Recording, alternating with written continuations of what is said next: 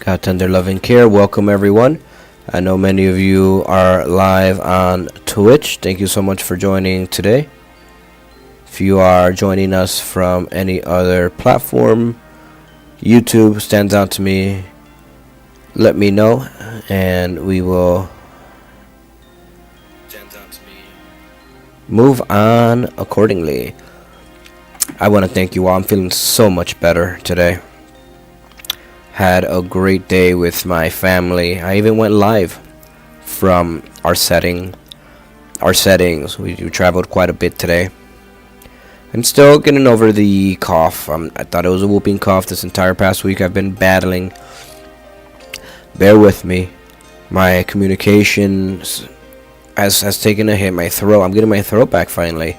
It's hurt. This whooping cough really hurts, and I was told it might not be whooping cough, and it probably isn't. That it's just a normal cough, and I don't get sick often, but when I do, it's usually during those transition seasons, like now, October. The weather changes really affect me and my body, but then we're able to bounce back up and get healthy, be healthy. We live a healthy lifestyle. I do want to share with you some of the adventures that I went on today with my family. My family and we really celebrated Halloween today. And it isn't officially Halloween. And I've always found it very interesting that Halloween isn't usually celebrated on the 31st a lot of the times. Like trick-or-treating or anything. They're usually on the weekend. They're usually not on the 31st. I remember thinking, oh, it's Halloween. Can we go trick-or-treating today on the 31st? And customs and societal rules have been different, such as, no, we go trick-or-treating on this other day, close to Halloween, but not necessarily on Halloween. So I am here on OSRS. I do thank you all for your patience.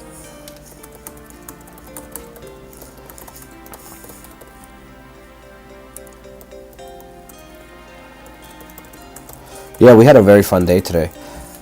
We went and did something completely out of the norm. I mean, completely out of the norm than what my family is used to. God, that person just took that.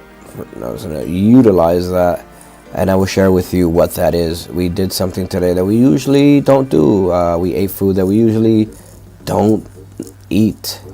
We live a very healthy lifestyle, but today, maybe it's the sickness, maybe it's just having a very long schedule in the day, or really any reason. But today we did something different. When we go on our adventures as a family, we like to have picnics, and we buy bread, we make our own sandwiches, we buy all the makings. I'm a big proponent of hummus. I love myself some hummus. But today was a bit different. We celebrated Halloween, as I mentioned, and we went to an event. The first event was hosted by a very large financial institution. And what they did was pretty much turn a bank, a very historical bank. I mean, this bank could be a museum, and it is partly. They have a lot of animals preserved in these cages, and it's a bank with stained glass windows. It's a very historical site. Everyone there was dressed up. We went and we walked the entire bank, and all throughout different stations they handed out candy and treats, and we had fun. We went trick-or-treating the wealthy way. We did it very holistically. It was very wholesome. It was very safe to be in a bank like that, and I enjoyed myself. I found it to be very educational. I had never experienced a bank like that. It felt like we were walking into a city hall of some sort, and I really thoroughly enjoyed myself, and my children and my wife, my family. We all had fun. So over at the bank, we spent some time there. Then we ended up going to the second site after that. We spent about maybe an hour at the bank. I mean, really getting to know it. I recorded a lot of footage. Got to talk to some of the tellers, read a lot about the history of the bank, and show my family that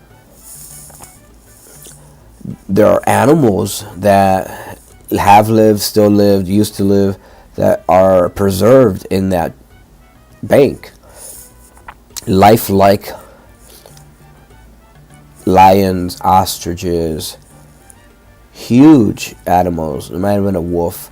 They had pictures all over the bank, and anytime you would walk in a certain angle, the picture would change. It was just very, very wholesome. It was a very wholesome activity, and I'm very fortunate to have celebrated Halloween this year like that. I didn't know what to expect. I do my research on what's going on within the state, maybe the next state over, next county over, next city over, my city, etc. And I like to participate in various activities. Every week we do something different. And if we have to repeat an activity, for example, if we went somewhere this week, next week it's usually a bit different. There are always customizations that we share and really get to know about. So there's always a tweak.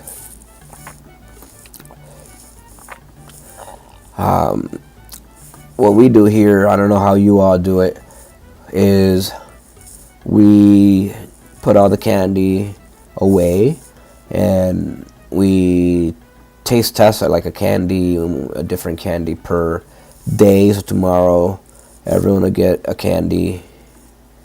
Today they got a lot today just because it was the day. They had their bags with them. They had a lot of candy in them and they ate candy, and we let them know, hey, okay, that's only okay for today. You don't eat a few, but moving forward, we're not going to do that. We're going to save the candy, and hopefully it lasts you the month. I've even been in situations where candy and treats have lasted me the entire year. Hold on, I may have to sneeze. At least my body's warning me. Get all this infection out of here. So, before I sneeze, one moment. Oh, yeah, definitely not like the sneezes that I've had this entire week, and the coughs, and definitely healing. So that's part of our tradition. Halloween for us isn't just about one day or 1 week, and it's the entire year. I really enjoy Halloween. I've always enjoyed it. As you all see here, I am on OSRS, having fun building my smithing level. Make myself some armor. Based on popular demand, I see a lot of your comments.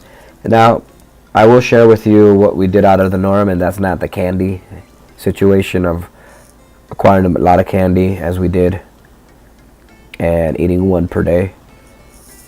What I'm here to share with you is something else that we usually don't do dietary wise. But before I get to there, so we bought a lot of these for refreshments. These are very affordable: pomegranate, dragon fruit, sparkling water. And it's an alternative to the water that we have here in the state, which is very hard water. It's very hard on the system. Tap water is very, very hard. And we do purify our water. We do have water purifiers, but that does take time to filter out the water, purify the water. So in that time that we aren't or waiting for the water to be purified, we have ourselves some sparkling water. You can get a container at those for less than $4, and I think it comes with 12. I'd have to count again, but it's a big old container of water, sparkling water, and aluminum. Unsweetened too. So it's just really just water with some fruit infused in it. And this one, I don't know why, but it came all banged up. So you see, this is the bottom of the can. This is the top of the can. And I didn't let that get to me. I'm not going to return these. So what I did was, instead of because I like to take them out of the box. Instead of placing it here, because they would just tip over, just flipped it over here, and then they've just been sitting on the table like that. So I'm going to open that up and take a swig of sparkling water in just a moment. It's going to help the throat. All the tea, hot tea that I've been drinking today. I am not a coffee connoisseur, but I do appreciate the hot cups of coffee that I've had for energy, because this infection is taking a lot of my energy. And for the effect of hot water going down your throat, which really has helped me a lot. And what I'm doing is I love honey. Like, I really love honey so much. And I started off with 6, I believe, packets of honey in my coffee, which I don't really drink much coffee. I'm a tea drinker. And I said, man, this honey is really an elixir for the cough. And I bumped it up to 10 today. So that has helped me out tremendously. Look at that, we have Cake Producer and Choco Moose. You are all live on my YouTube and Twitch search. Saying this and letting everyone know they're live. It's not going to do much in this setting because there's someone over there, I think it's a bot. They're like pressing buttons for Discord. And for someone to type that fast, I let people know they're on the channel in case they want to see themselves. And I also do shout outs as well. I've met a lot of cool people on here and very interesting stories. As you all know, I have my own podcast, and welcome anyone. You don't have to be a celebrity or someone out in the world of media to be on the show. It can be anyone doing regular things. Everyone's a hero in their own life, and I love to hear your stories. Now, this stream is titled RuneScape, New RuneScape, OSRS, UFC, educational gameplay, etc. So I will cover those topics. I may make my way to R3, which is New RuneScape.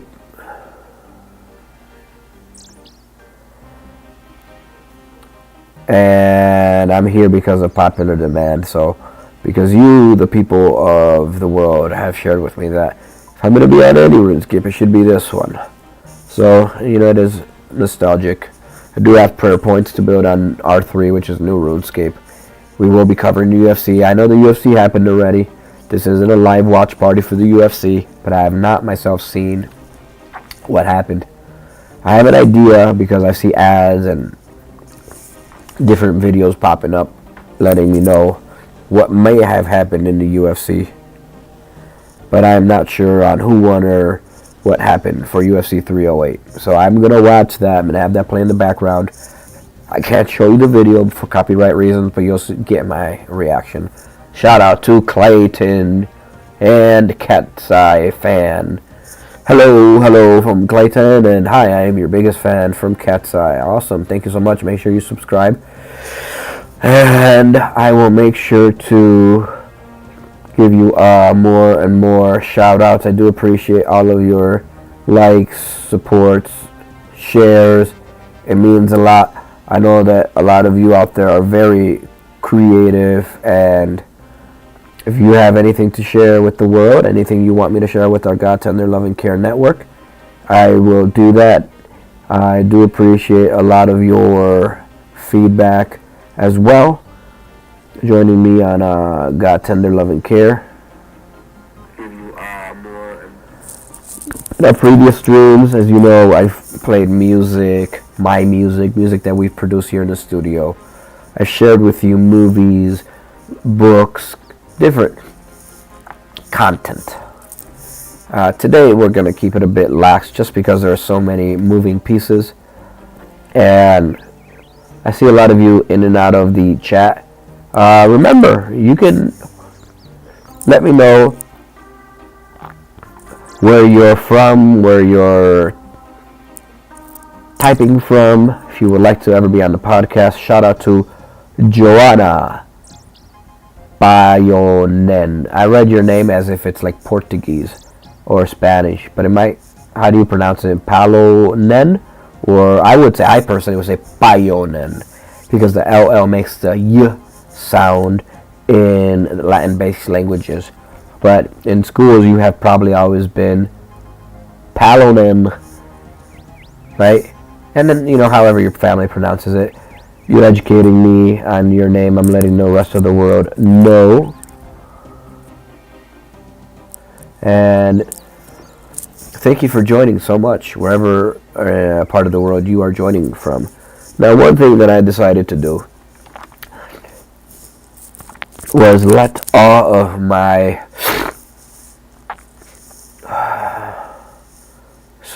my bars here, bars, just stack up.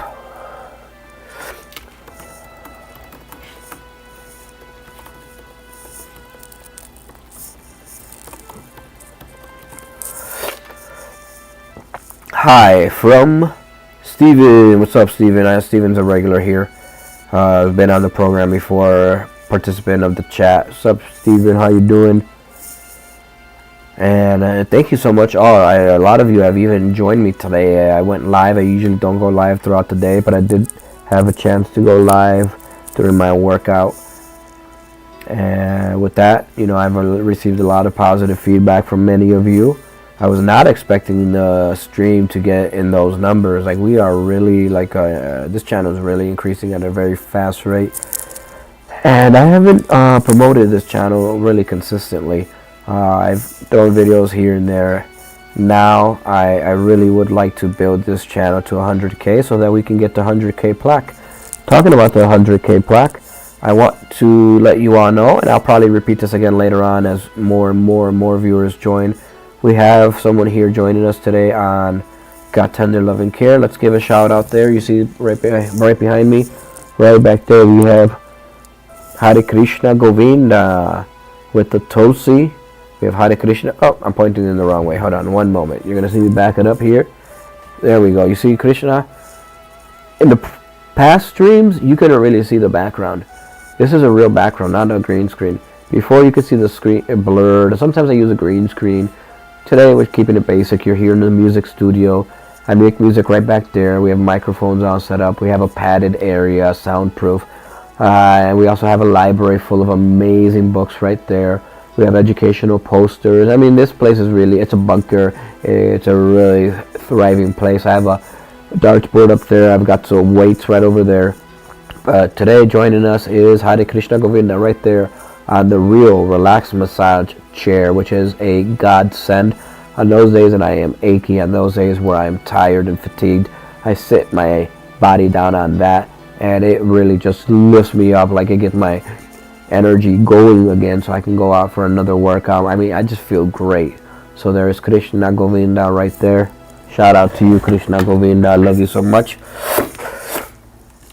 Hare Krishna, Krishna Krishna, Hare Hare, Hare Rama, Rama Rama, Hare Hare.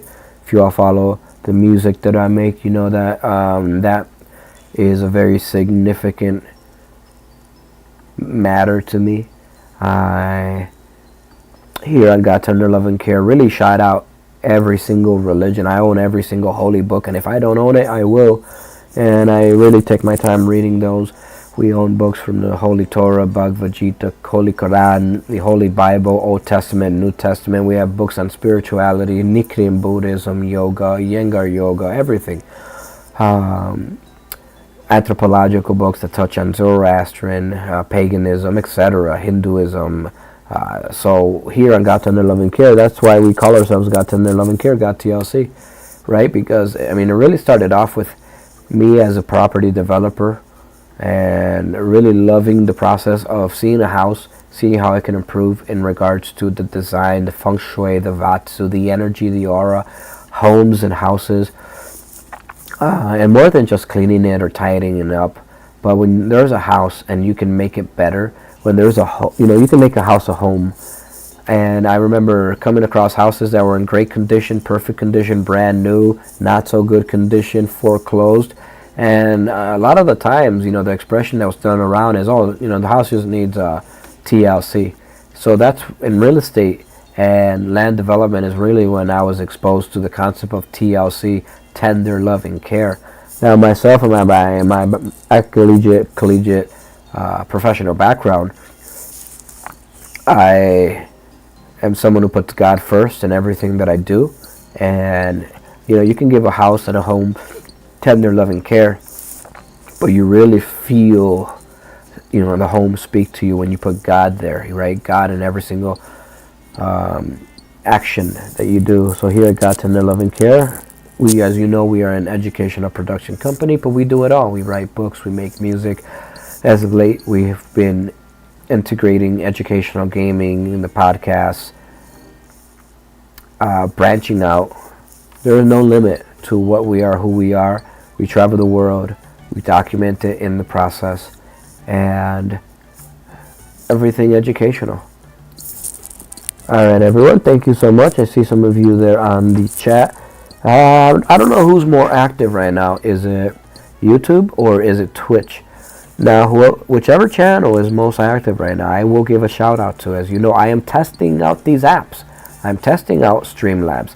I'm testing out OBS. I'm testing out Zoom, etc. I mean, there's some programs that I've heard about, but I've never tried. And right now, these are the ones that we're testing, and the ones that purport more interaction and more engagement are the ones that I'm going to shout out more. So right now, I'm going to give a shout out to YouTube. YouTube has been nothing but phenomenal. I mean, this website is such an amazing way to communicate with the world. And I have been on YouTube for a while, providing educational content. This isn't my first page. I actually have a few other pages for businesses that I've created with a lot more views, a lot more subscriptions. But I've dedicated myself here to God Tender Loving Care because I believe that legacy is very, very important. So my other pages, I've been the creator and co-founder, if you will. But this one, there's really legacy. When I sat down and I went to put pen to paper and began to conceptualize, well, how can I merge all of my interests, because everything was so segregated. So how can I amalgamate and build legacy? And that's when God TLC was born. If you're interested in some of the other ventures, other businesses that I own, some of the other channels that I've helped build, reach out. Let me know.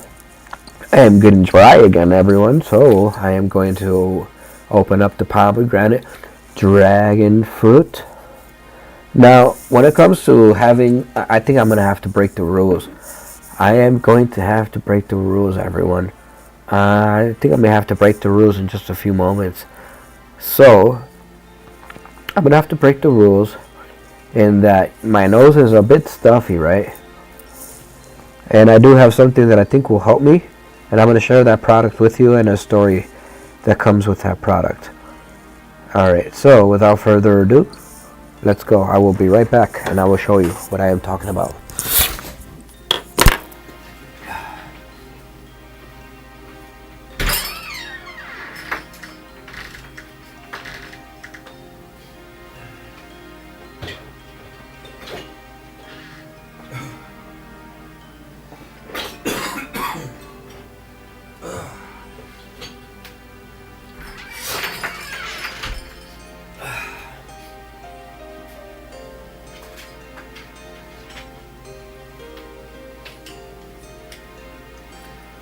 Alright,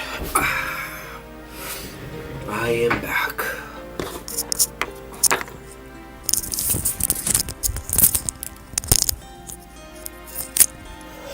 Alright, so I did have to do something.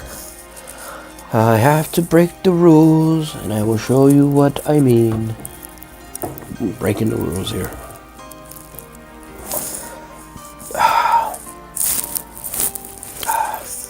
So this is how I am breaking the rules. This is what I'm doing in breaking the rules. I was first giving something like this, actually not this one, but the same brand, and I ended up acquiring a new one I think I still have the original, and I noticed over the years that they changed color, and I think that's because this is ultra. But I was gifted this one time when my nose. I think no, my nose wasn't stuff. I think I was sick, and I went to go get myself some curry with my wife. We went on a date, and we went to our friend's restaurant. I mean, this person is a friend. Kim is her name, and we went to her restaurant. And her cousin, great friends of ours. I mean, really, really good friends. We helped them acquire their business, right? They were set up. They were sort of looking around to move. They needed to move locations. We really helped them out with the real estate, finding a location, going over paperwork, giving them ideas, suggestions.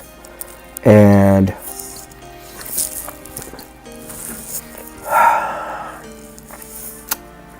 she ended up saying, she said, hey, I got this from my country, which is Thailand, even though she's Lao.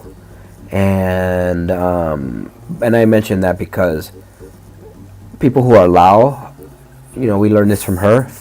There's a sense of displacement. There's a sense of home.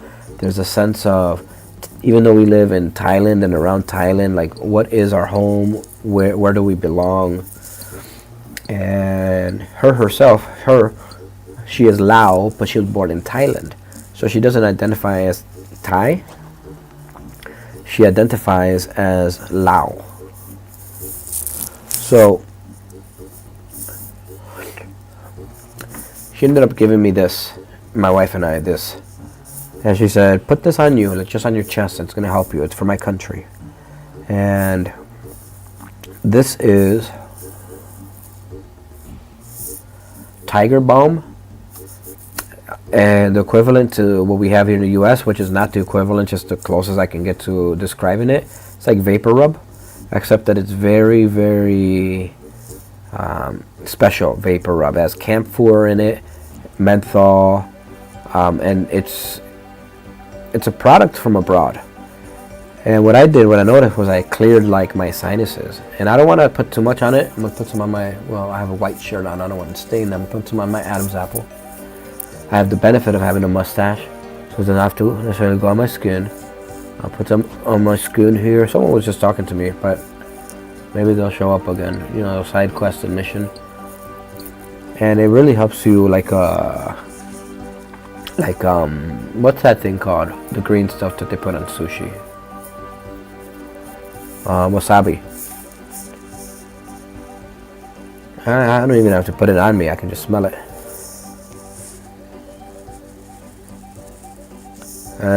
It's working. It's definitely clearing my nostrils.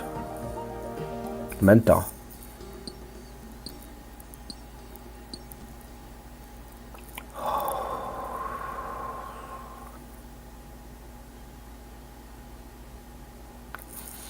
Wow. It is clearing my sinuses.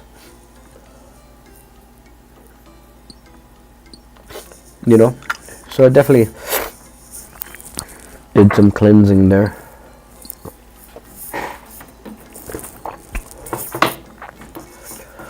And it's great stuff. I myself, my wife and I, we've been fortunate to go abroad for study abroad, like TEFL and TESOL for in teaching English in Thailand. We lived there, interviewed, went through a lot of the educational organizations, shadowed, and then ended up coming back to the States, North America. And Thailand was a very, very unique country. I mean, I really enjoyed my time there. It wasn't easy. There were definitely challenges and obstacles. We walked everywhere if we didn't take the tuk-tuk. At a point, we decided to save money and not go and take the tuk-tuk, so we would walk everywhere.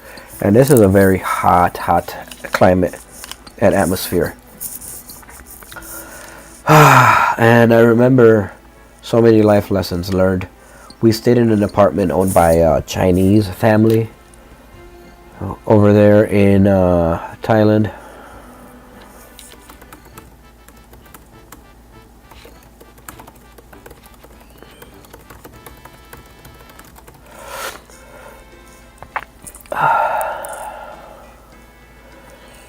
It was very, very interesting. Because the person who we were working with themselves was from, where was he from?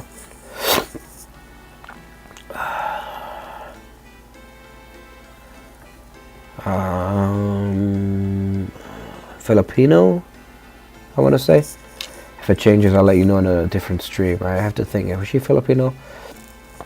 And she owned an agency there. She wanted to collaborate. Didn't go through. We ended up coming back. But while in Thailand, the tuk-tuk situation started to get a bit muddled in that, right, we're from abroad. We're being charged a lot of money. And they would tell us one price because there were competitions with other tuk-tuk drivers, and then once we reached the destination, they wanted way more, not even reasonably more tip, and they wanted way more.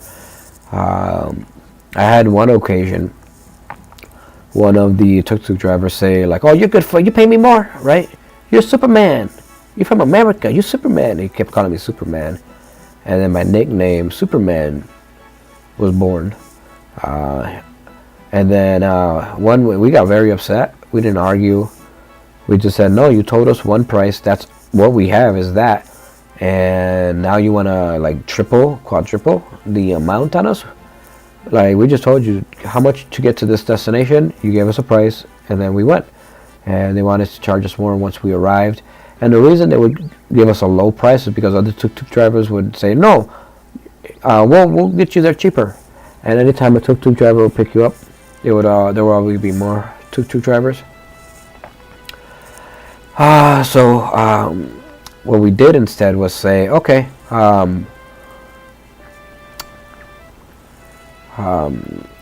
did we, when that happened, we said, oh yeah, because the concept of face value is so important there, that what we're like, no, you said you gave us one price.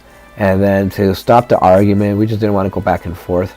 We would say, okay, we're gonna go ask that tuk-tuk driver right there how much it should be from there to here, because we're gonna tell him that you told us that it was a certain price and now you're charging us more. He's like, oh no, okay, that's fine.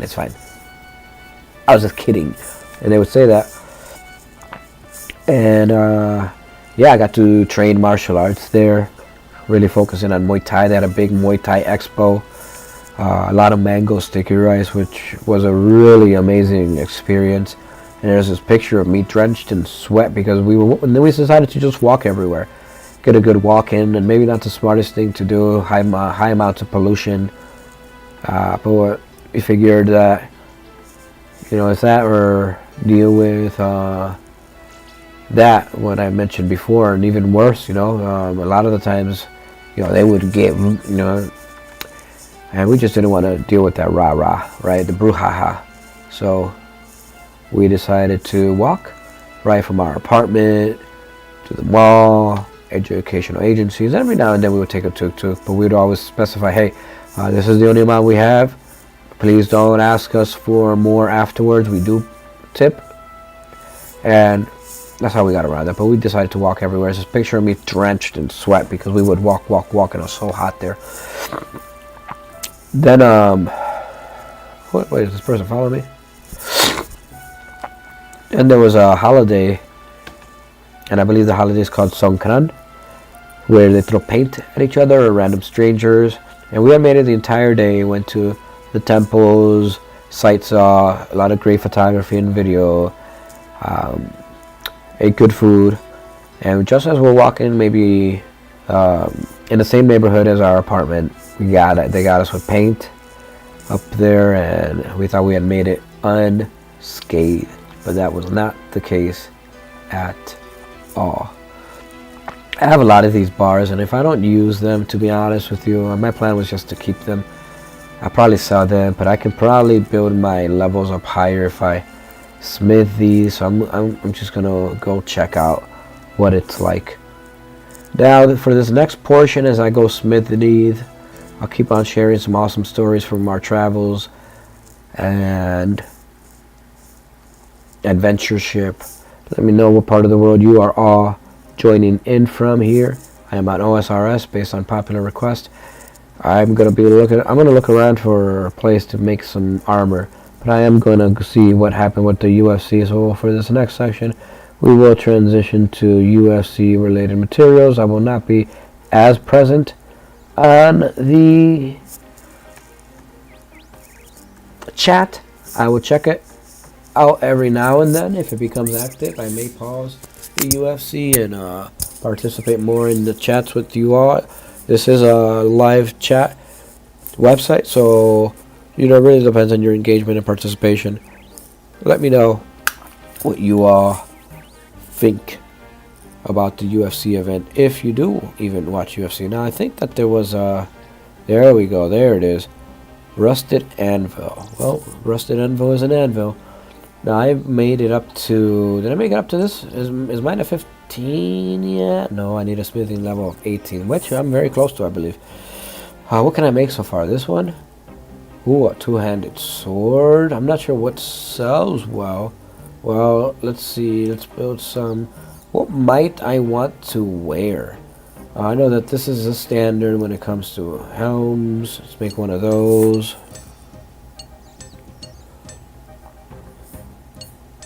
Oh, I only wanted to make one. Just one, and then let's go back to the anvil. Let's make some battle axes, maybe one kite shield. Oh, I need a smithing level of 12 to make that. So my smithing level isn't even... Oh, bronze. Let's go get that one. We'll run over there and get it. Look at that.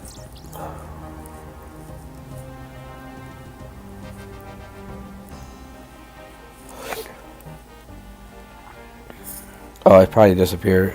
Oh, no, it's still there.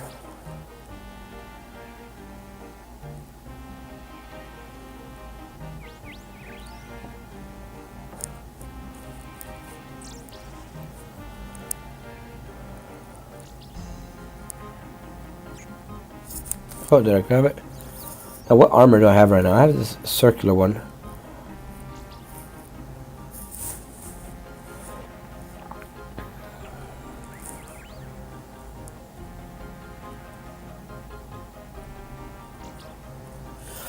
I'm just gonna have to check out the highlights because,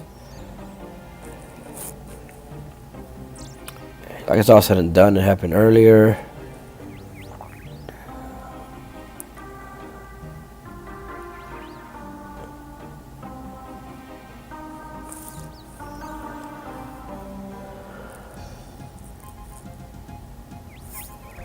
Oh, coins.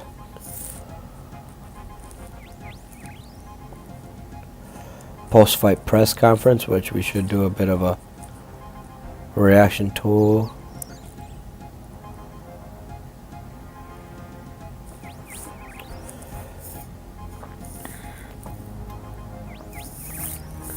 Oh.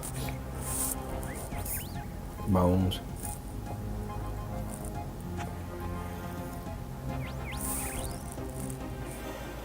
So I'm just watching the highlights right now that the UFC provides.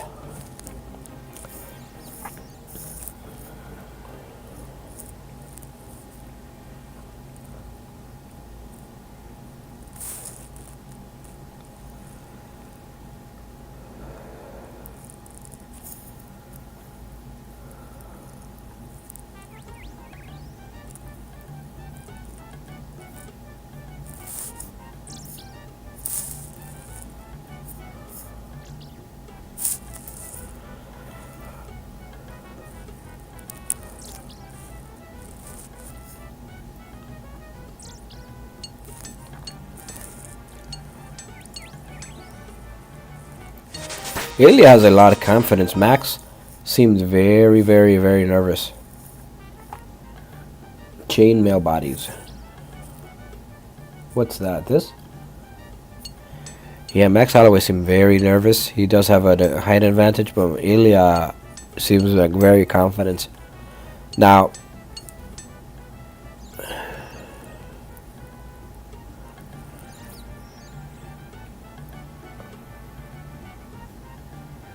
someone follow me? No, okay. Oh, okay. So I've made enough of these.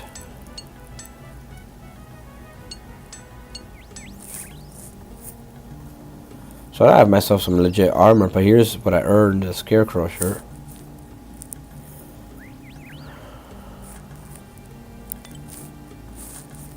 Alright. We can probably sell that to Grand Exchange if I have space in the bank account.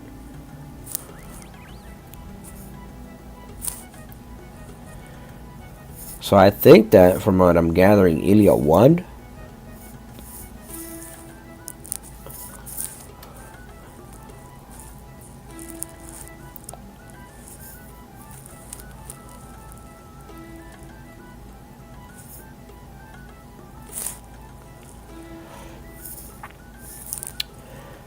So Ilya went in there very, very confident. I mean, he told him, let's go, let's stand and bang in the middle of the octagon, and Max Holloway did not want to at all.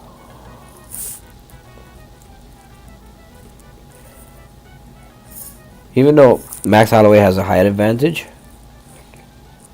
so Bodia leverages. He uses his height. I mean, he took Max Holloway down with no issues at all.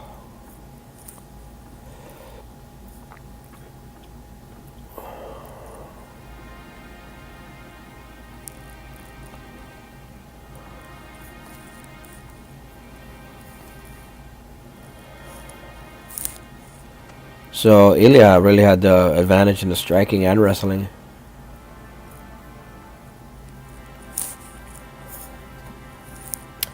Max Holloway throwing a lot of kicks. Okay.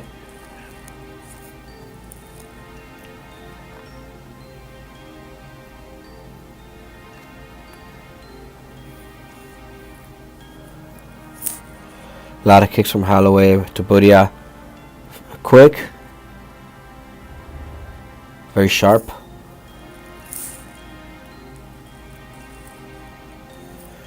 Holloway is getting his moments in. And a good combination from Tuporia. Tuporia ends up with control on the ground. So Tuporia was described as a grappler turned striker, but he's an all-in-all martial artist. Took Max Holloway down very smoothly. Got back control. Went to round 2. I still don't know who won. I think Ilya won based on all the thumbnails that I've seen. Max Holloway does have good combinations as well. Good kicks from Max Holloway. He does have a reach advantage, I believe. But Ilya is just able to just be in and out, very clean with his striking.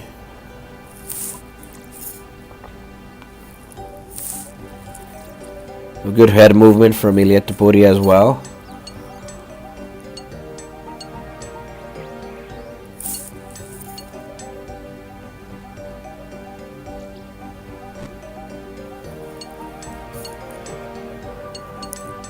Now Ilya was standing in the middle of the octagon for a lot of the competition. He did the famous right here in the middle of the octagon to Max Holloway. Max Holloway was not playing that game at all. Mind games. Ilya did play a lot of mind games in this game, in this competition.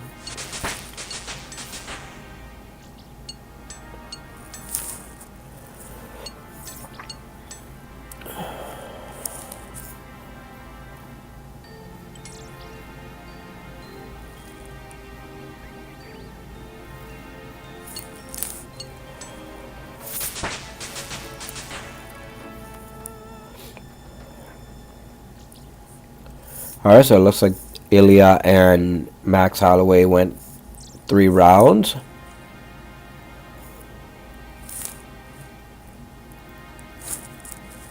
Alright, look at the highlights. Yeah, Max Holloway had some of his moments. But Max Holloway usually has an air of confidence that he does not seem to have in this bout.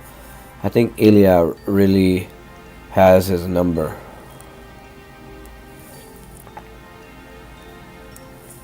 And with him having his number, it's significant because the last match, he became the BMF champion, right? Max Holloway. And this, I said this in a previous stream, Ilya bought the BMF title because it wasn't up for grabs for this competition. And I know why he did that, because when he wins, he wants the belt, the double champ status. He wants those accolades. And granted, he can.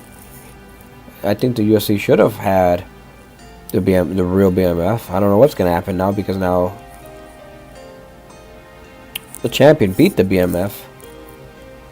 So I'm just going to press play. I think we're on round number 3.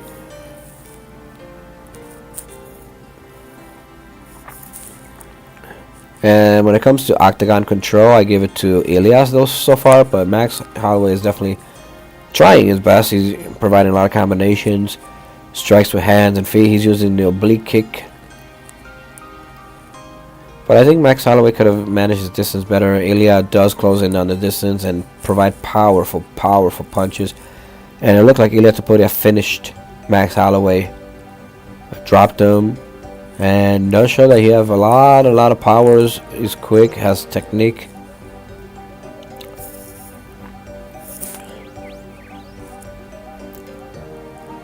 Jumps out of the octagon and goes and hugs someone, maybe one of his teammates or someone. What is he walking up to now? A lot of the crowd walks around the arena.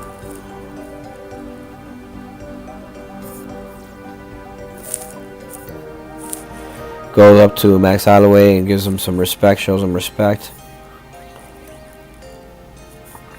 Oh, it's a right hand that did it. So Ilya Topuria with the right hand to Max Holloway. Ground and pound. I mean, it landed flush. He's the first one. He said it. He's going to be the first one to put Max Holloway out. So the belt goes back to Spain. The belt does represent Georgia and Spain now.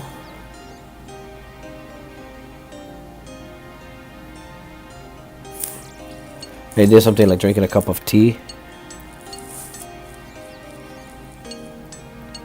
That's just the highlights.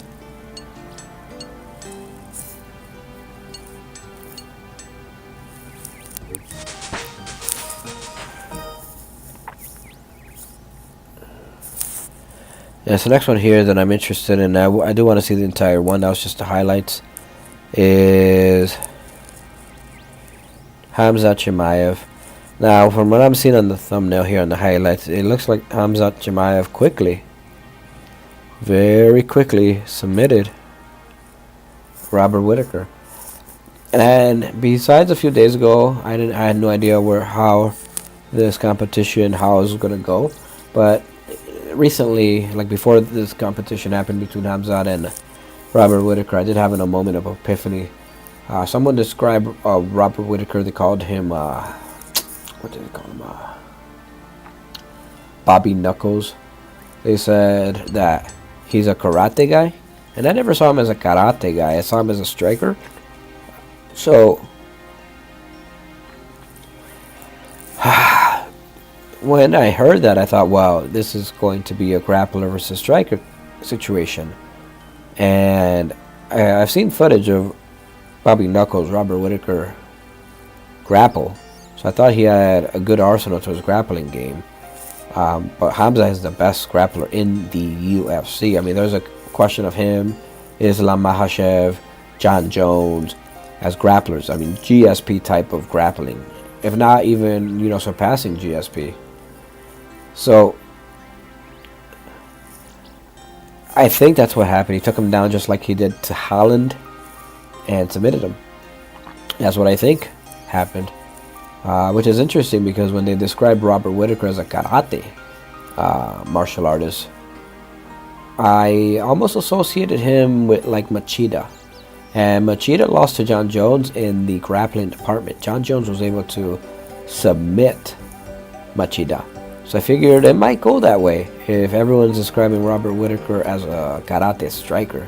There's one thing to be known as a striker, but to be known as a karate striker, then the stance might be easier for wrestlers to grab and It's just we've seen that over and over and over again. All right. So I'm gonna head over to this area here. I need one more level until I think I can build like my last levels for bronze. I'm gonna play Hamza Chimaev here and reflect on it. Hamza Chimaev this entire week, embedded documentaries, post conferences, press conferences. It's been different. You can definitely see that being a dad has definitely changed him, a lot more mature.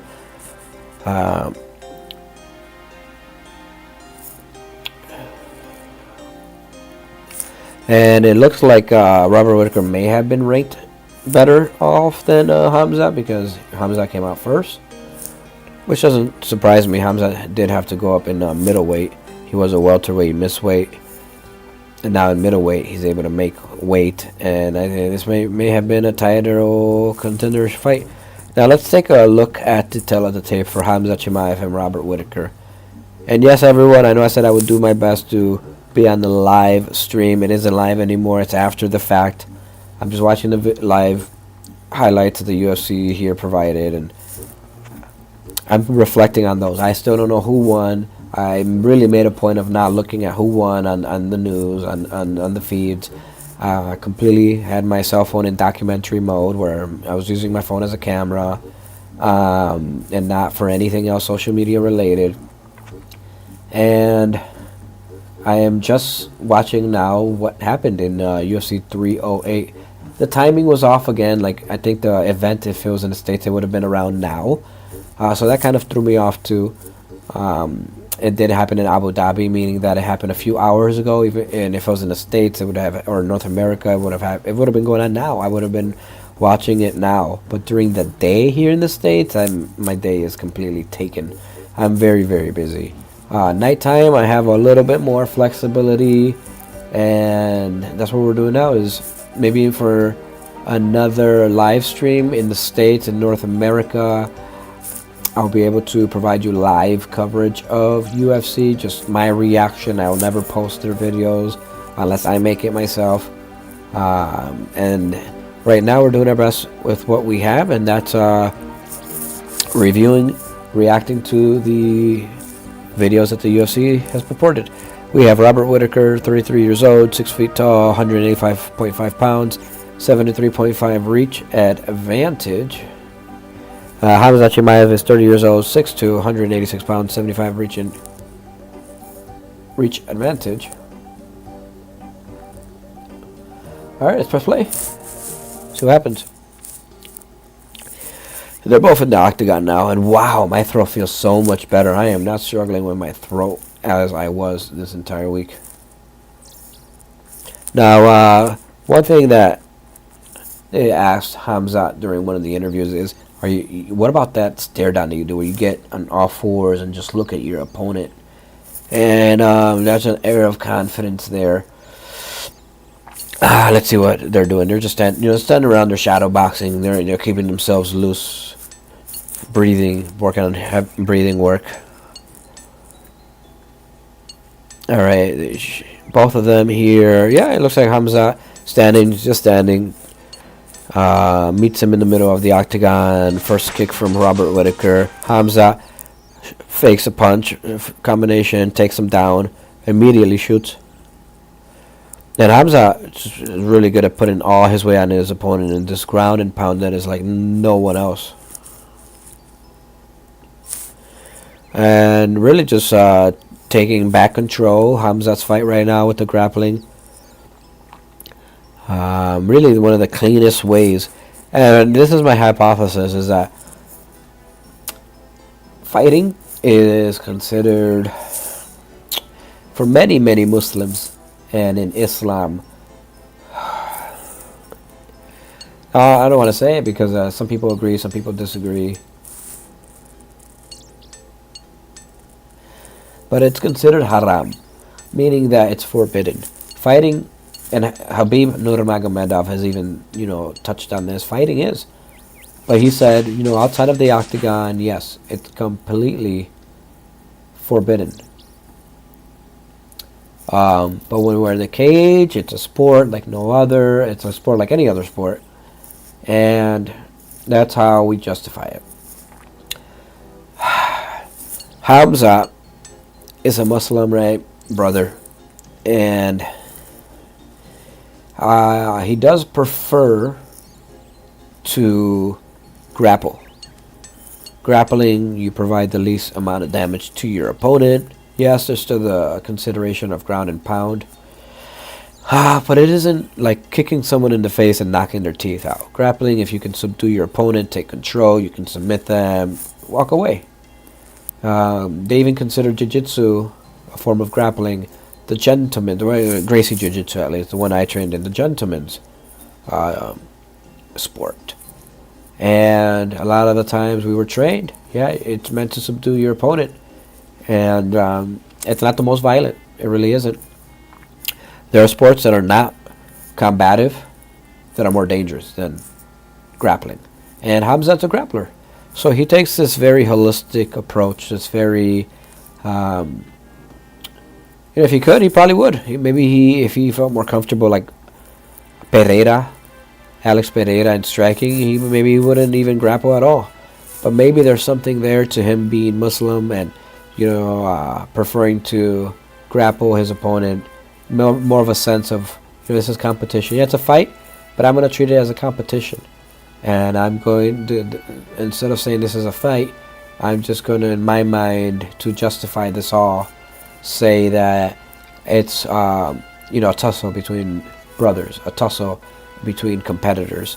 So that's something to look into anthropologically. This is a topic that touches a little bit on religion, it touches a little bit on politics. We here on Gata Nerlovacare, we're not limited.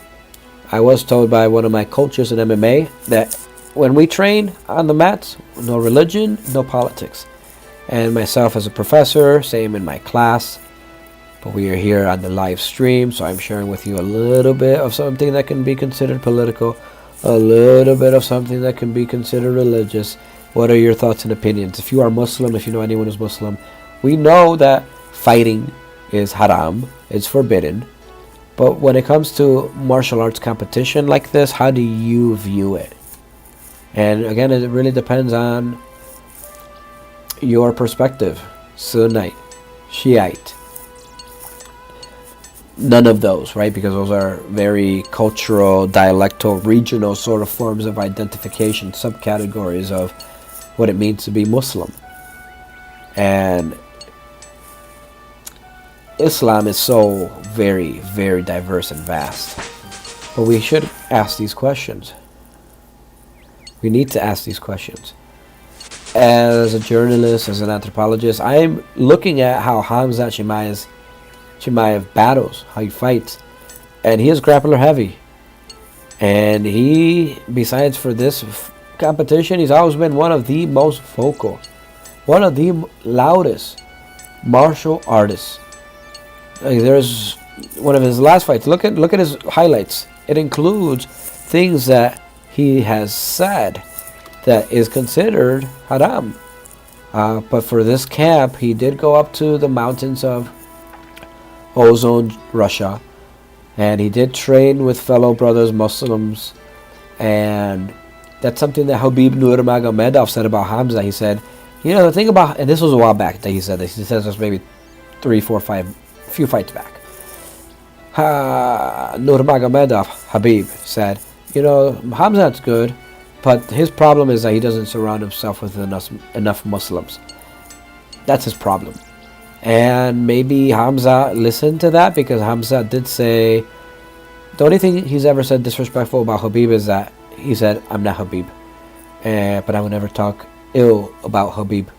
My mom even said, are you like fighting in the same organization as Habib? You better not fight him. You better not fight Habib. Habib's good. So, Hamza has admitted this, and Hamza says he had a lot of respect for Habib and never spoke ill about Habib Nurmagomedov. And then when there was that tussle between Hamza Chimaev and Habib's team, Habib was right there in the middle, bringing them all together afterward and saying, hey, that doesn't reflect who we are. We apologize. We are Muslims. And that will not happen again. That is not a good image of who we are. We're from the same country. He's from 2 hours from us, Chechnya. We're from Dagestan. Our sports teams compete with theirs. And when it comes down to it, we're brothers. So Hamza was there as well, and very respectful. There was no bad blood, no animosity. It did surprise me when that happened, but again, I think it stems to what Habib said. Hamza had lost his way, right? He was training in Europe. Really, no one Muslim on his team. He fought Habib's team, and now he's gotten back to his roots. He's gotten back into Islam. One of his wrestling coaches, which is one of the Russian Olympic trainers, is Muslim himself, and he's training a lot more with people who are what Habib had suggested for him. He's not training in Europe with people who are not Muslim, who don't share the religion. And I'm not saying there's anything wrong with that. I'm not judging or critiquing. I'm just pointing out to you one of the differences that Hamza Chimaev has recently overcome. And he's grappling here with Bobby Knuckles. And he's taking, he's ground and pounding. But it looks like he doesn't, want to cause much damage and more damage than needs to be inflicted. Some martial artists or fighters and brawlers, sometimes you'll see them and they'll want to knock the person's head off, knock their teeth out. I mean, really have the teeth go down their throat and do a bunch of bad stuff. A lot of fighters and brawlers. But the martial arts mindset is, you can compete, but you don't want to hurt. You don't want to hurt them beyond the competition. You want to, in a way, neutralize them, but you don't want to hurt them, if that makes sense. So I'm going to press play here. And let's see what happens. Hamza Chimaev does have control. I guess this is a grappling competition with ground and pound, some knees to the thighs, knees to the back, to the butt, to the buttocks, the glutes. And Hamza has his back rolling quickly, Bobby Knuckles rolling around, trying to defend. Hamza Chimaev with control. Hamza Chimaev with a rear naked choke that isn't cinched in, did nothing with that. Goes back to the rear naked choke, head. And he taps right away. Yeah, Hamza Chimaev won that right away. So it seemed like he had a neck crank. And they turned into a rear naked choke, and Bobby Knuckles tapped right away to it. And I believe this all happened in the very first round. Hamza Chimaev runs out of the octagon, and let's see what happens next. Ooh. So he runs out, and now he's back in the octagon here. And DC states, I think he messed up his jaw. And I did see, when I was looking at the highlights, I did see a thumbnail that showed like a picture of someone's jaw. And I think that, and I haven't played it yet, I might be wrong, that the rear naked choke, because I've been put in the rear naked choke, I've put people in the rear naked choke, I've trained this move in competition as well as on the mat and sparring. I think that there's always a possibility of the teeth going through the gums with a rear naked choke if the person is in a really bad position. I think that may have happened, that Bobby Knuckles' teeth went through his lips, and that's why he tapped. I mean, he tapped immediately. So let's take a quick look at what they are referring to. It might not be as severe as I'm saying to you, but they were mouthpiece. Anything can happen. Let's take a quick look here at Hamza Chimaev and Bobby Knuckles. What happened? Something definitely happened. Show each other respect.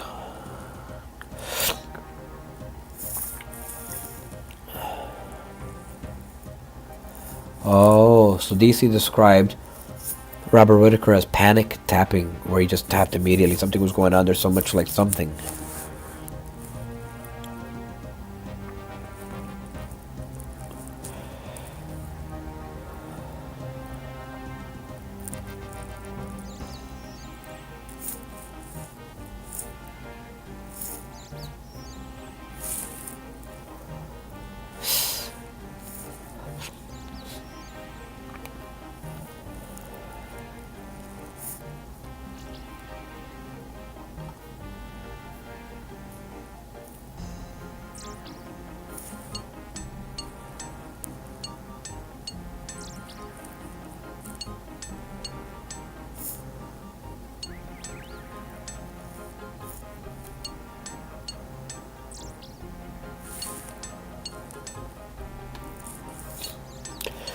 So I just saw Dana White's reaction. He explains exactly what happened. He says that everyone was so confused that Robert Whittaker tapped immediately, like a panic tap. And it's because his jaw, Robert Whittaker's jaw had popped, and his teeth, when it pops, were in different directions. And that messes up your teeth very badly. So that speaks to the power of Hamza Chimaev's grappling. Powerful.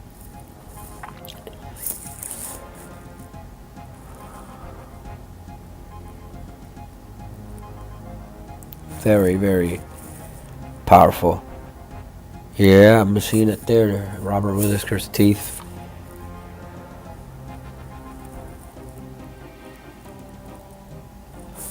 Oh, can't forget about Shara Bullet Magomedov versus Armen Petrosyan. I'm going to take a quick look at that. So it's labeled as a TKO. Checking out the highlights right now. I don't know who won, what happened. This is all completely new to me. My reaction video to UFC 308. Shara's undefeated. So far, every single undefeated fighter on this card has won. So I don't know if Shara won and kept his undefeated record. I have no idea. Hamzat won, kept his undefeated record. I think going out 14-0. Tupuria going to 16-0.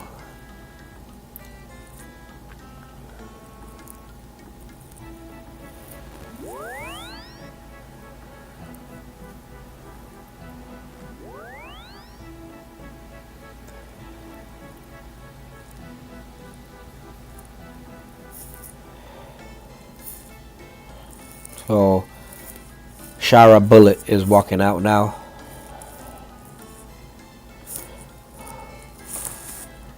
And before I complete this, I'm just gonna check the chat. I'll do my best. You know, if this was a live chat, I would be more on it. But I'm watching these competitions after the fact. Check out what's going on with you. All right, what's up, everyone? Welcome to God Tender Loving Care.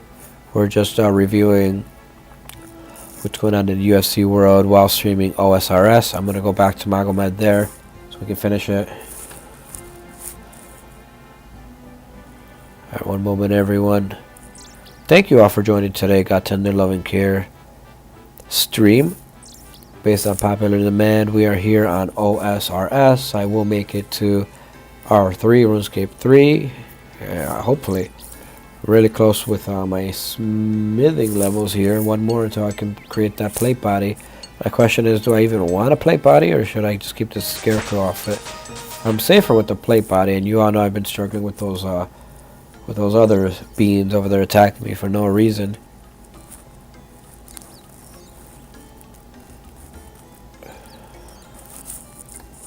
Finally, I can create the bronze plate body. Could make one of these here.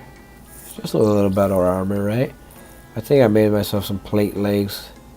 I can make one more thing here. Let's make ourselves some dart tips. Or crossbow. Nope, dart tips it is then. Oh, I can't make that. Alright. We'll keep that bronze bar then. Level 18, meaning that I can only make bronze. I wonder when I can start making some iron and other materials.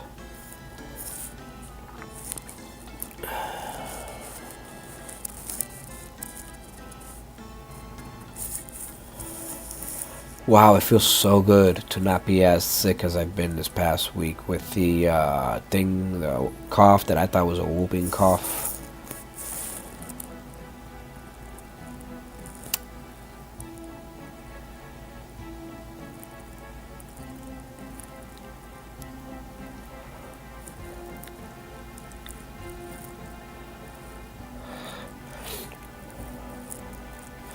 Shout out to Survival with Emma.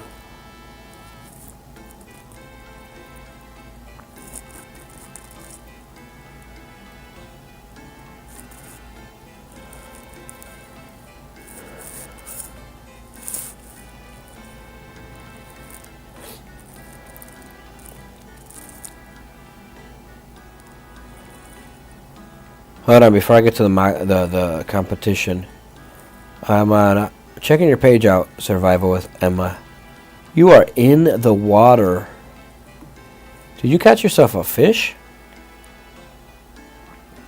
That is a big fish. Everyone, go check out Survival with Emma. She is showing us how to fish. Wow. Caught a really big fish. I mean, these are very innovative ways to catch fish. What kind of fish is that, Emma?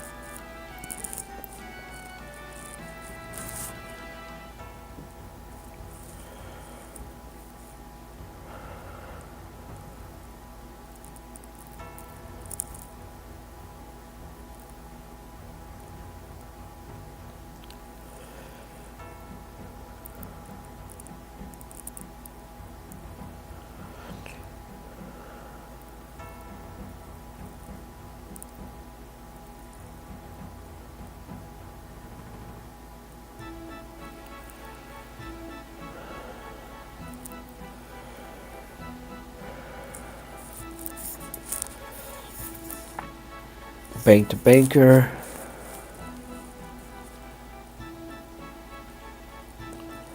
Shout out to Amanda Serrano. She won more titles than Mayweather. She won more titles than Canelo.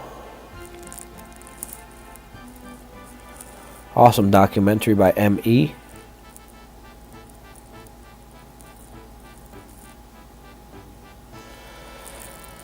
For UFC 308, Shara has really good combinations. Back fist, kicks, and he drops his opponent with it looks like a back fist. Yeah, very powerful back fist in the back, and then you did two double back fists. Look at that, like a sprinkler. And it's still undefeated. I mean, these techniques that these martial artists have done. Hamza with a top level grappling. Shara Bullet throwing those wild techniques.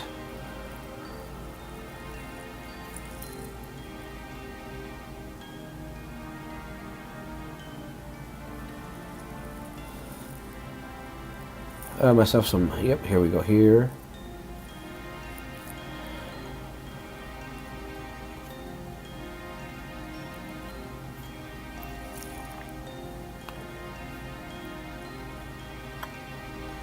Do I mess off a shield? Perfect.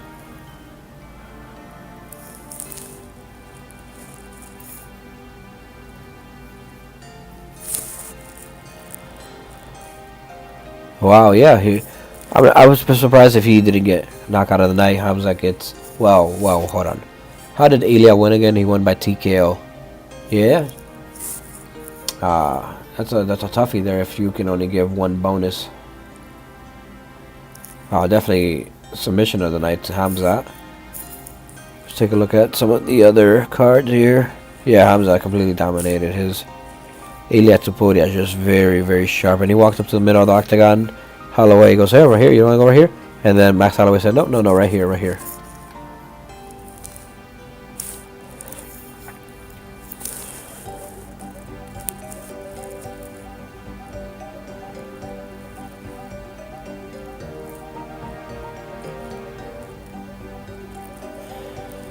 Yeah, so the Abu Dhabi card. Very, very interesting. Now, let's see what happened with Dan Ige. I want to check out what happened with his bout because I do remember him being a last-minute replacement. He did his best for being a last-minute replacement. How did he do here on a full camp, not being a last-minute replacement? I don't know what happened versus Murray.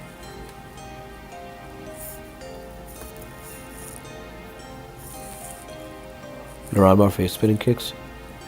Ige get in the pocket.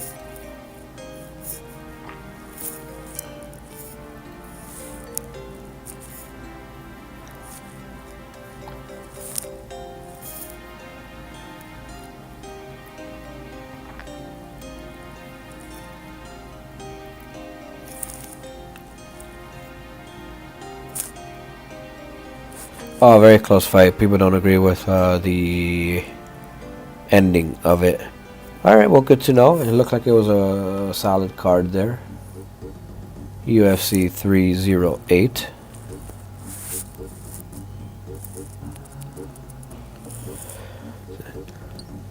Yeah, appreciate that. Alright.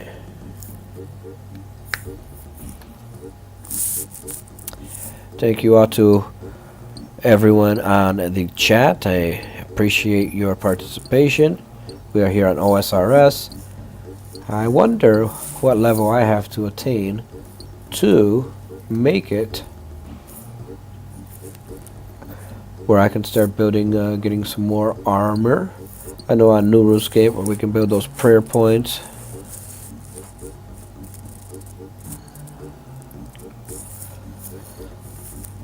Wow, this place is empty. This road is empty. Oh, we got some fishermen over there. Alright, Moose, Iron, Reichsjahr.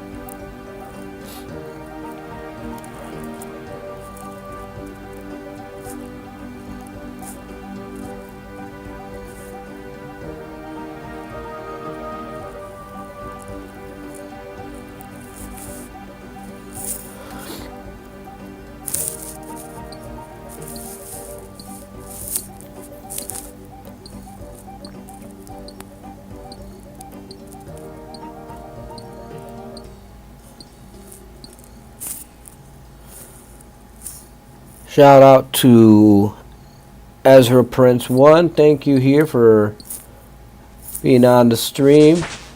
We've got tender love and care. Let us know where you are coming from out in the world.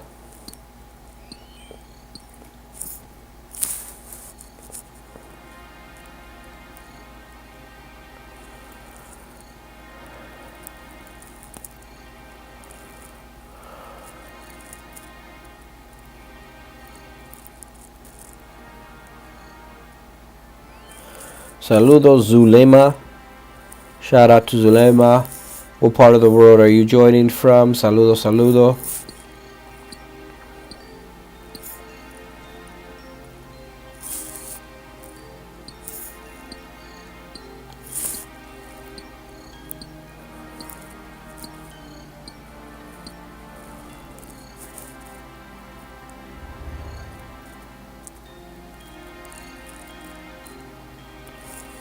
Saludos, Hey Fuentes from Gatinella Macara. Welcome to the stream.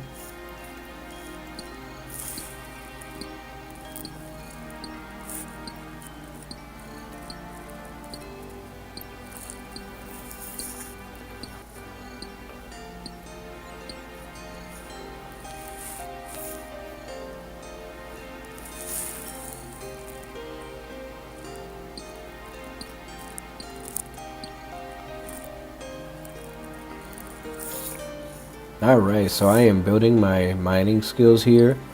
Let's take a quick look at our skill levels. And yeah, magic definitely needs a lot of work. Mining and smithing is 18. Ooh, I can start with iron already? With a 50% chance of success. Silver at 20. What do I need for iron? Iron smithing, not sure what I need for that. Tin.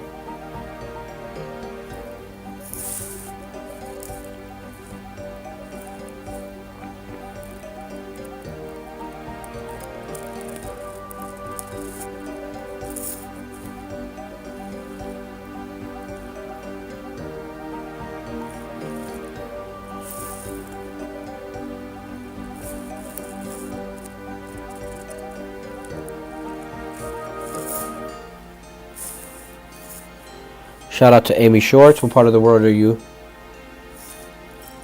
joining from? What's up?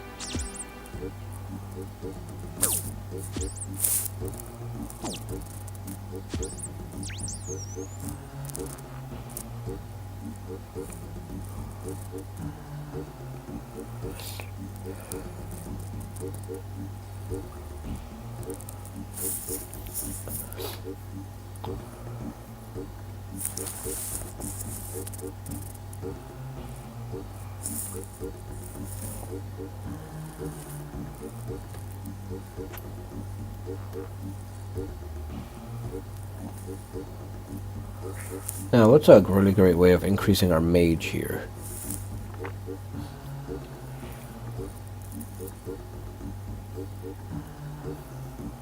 Oh, let's go get that.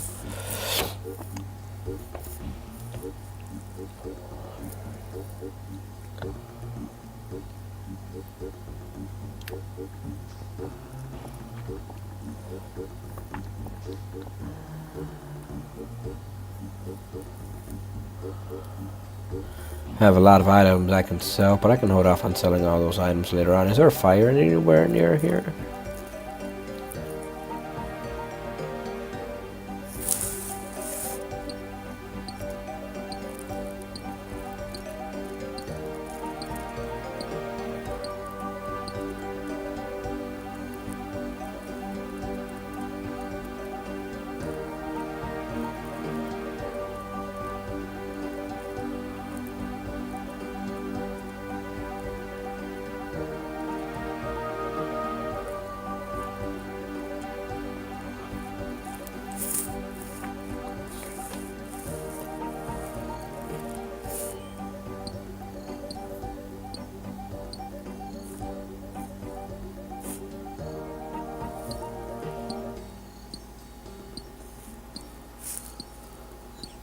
Shout out to Kasan Iba. What part of the world are you joining from?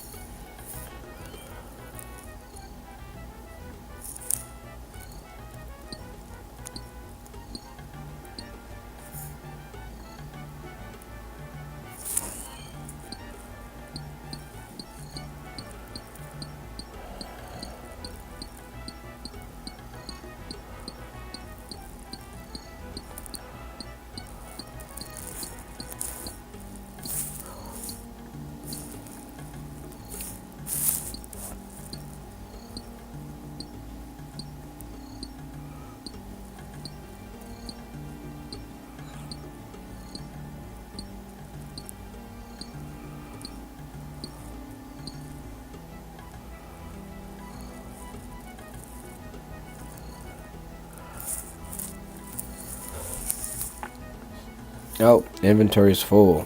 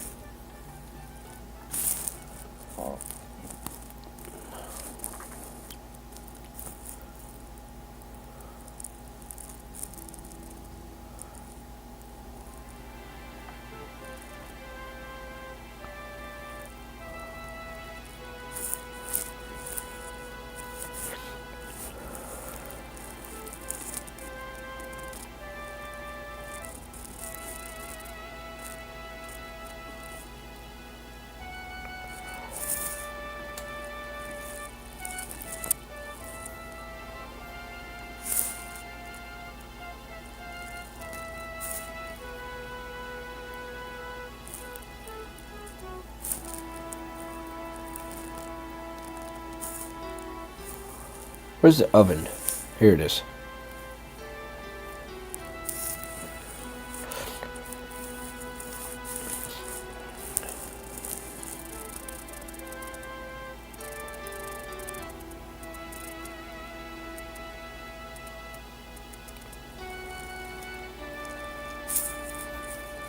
Oh. Well, I can't use this? Oh, okay. There must be a mission.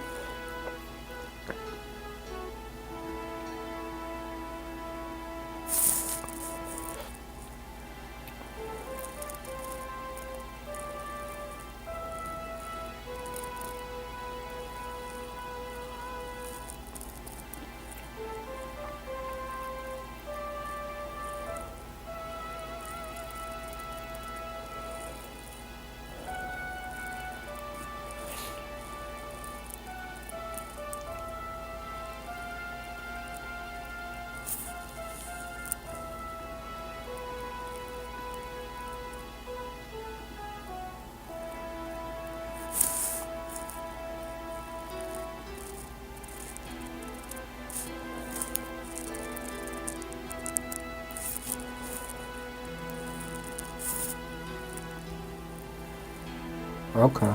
So there's a quest I'm on right now. Let's go empty out the inventory. Whoa.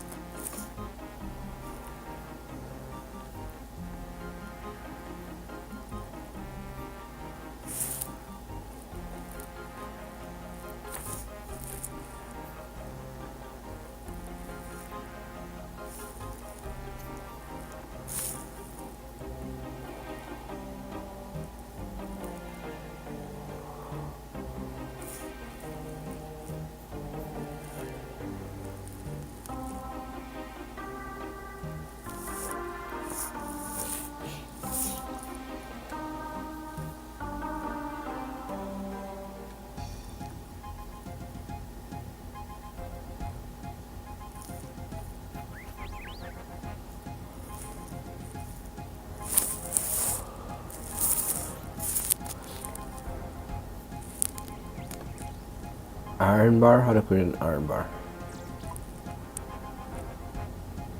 Oh. Okay, so we can go get iron.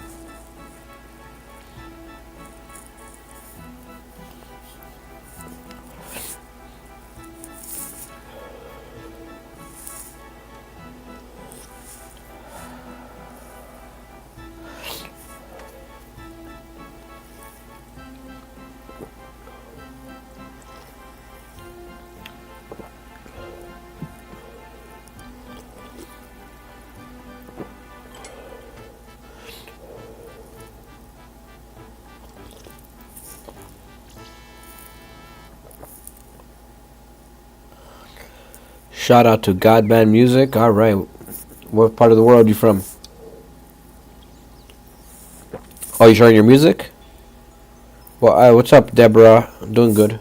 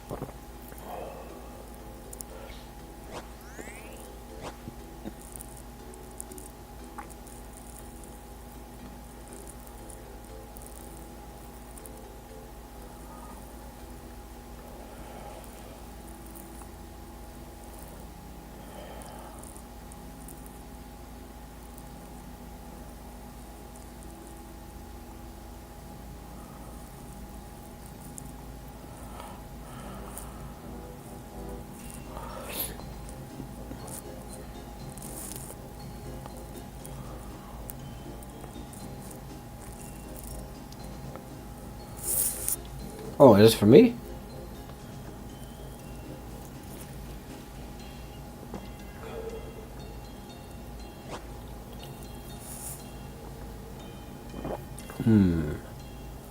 Let's build.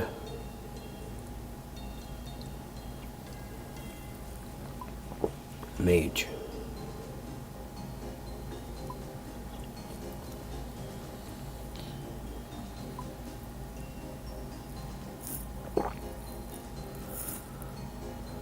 What?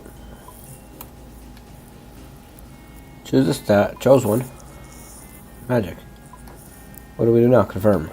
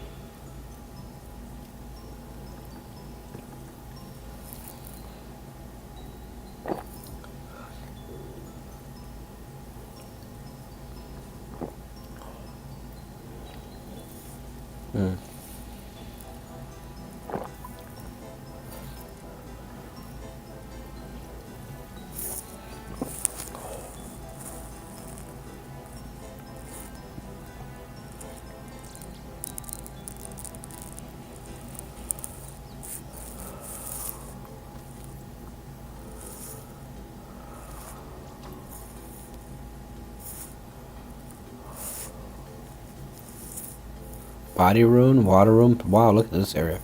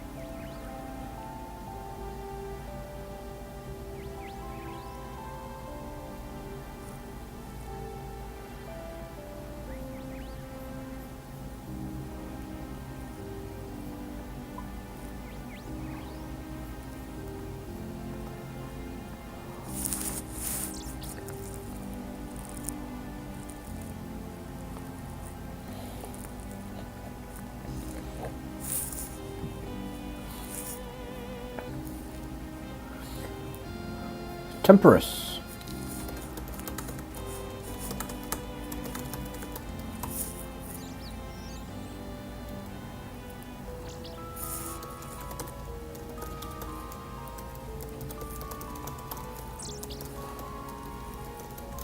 Shout out to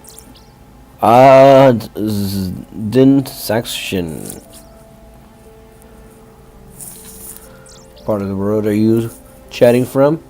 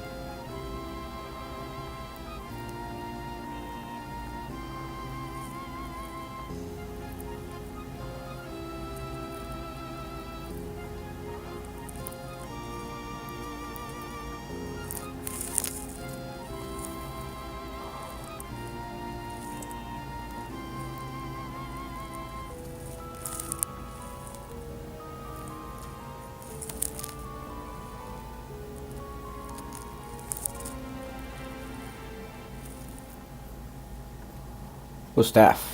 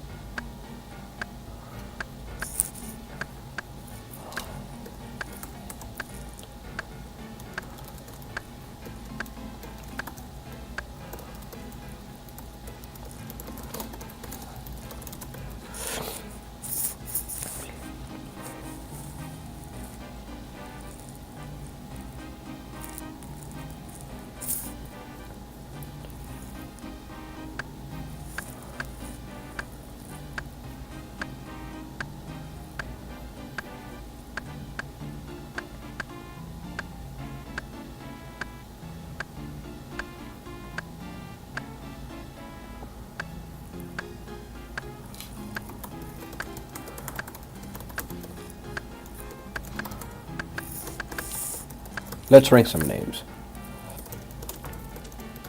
When you're starting off from scratch, you really gonna take some focus. So, and I'm over here working, but we can do a quick name ranking as I walk up to that cosmic rune and use that. I want to build my mage. Perfect. Let's take a quick look at the best names on here on OSRS. Who has the most intriguing name? Prayer level 15. Metro Delphine. Alright. See who else is on here. Patio Daddy-O. Meloda Gray. Meloda Gray.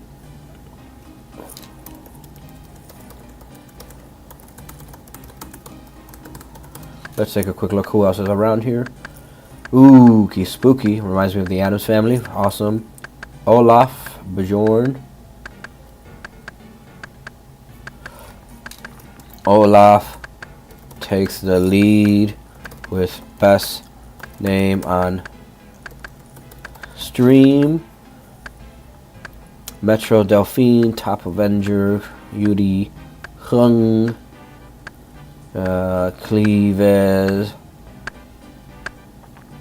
Captain Hook, Meloda. Alright. Let's see who else is on here. What names on names? Frank, Stucca. Which one's the best name so far? Here. I got to limit here. Ookie Spooky Fun Bags. Calabresa. Metro Thera. Lucky Charms. ESPN. And JVCO. Alright. Interesting names with everyone here. Alright, well. I think I gave The shout out so far. Irish? Oh, Irish.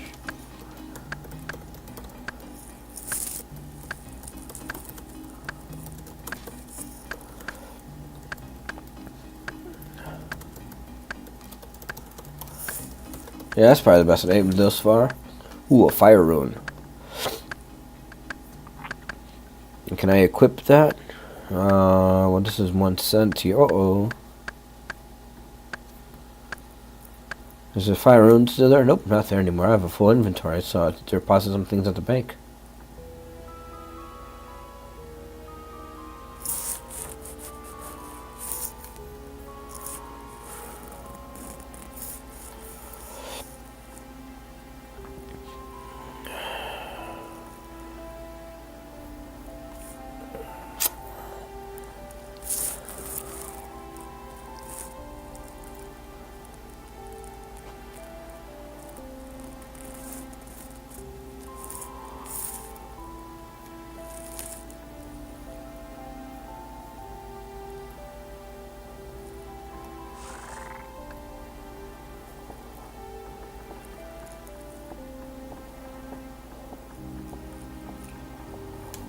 Those willows suffer a bunch.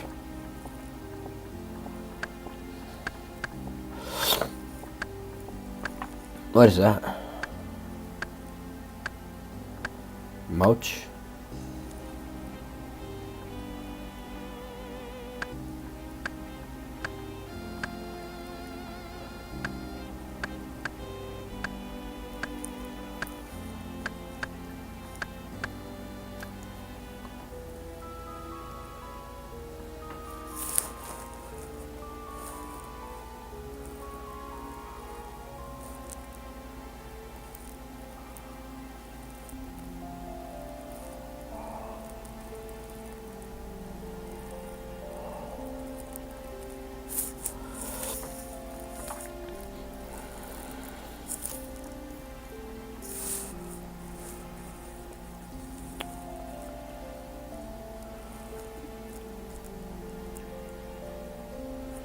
Dev, Kashi, Devi, what's up?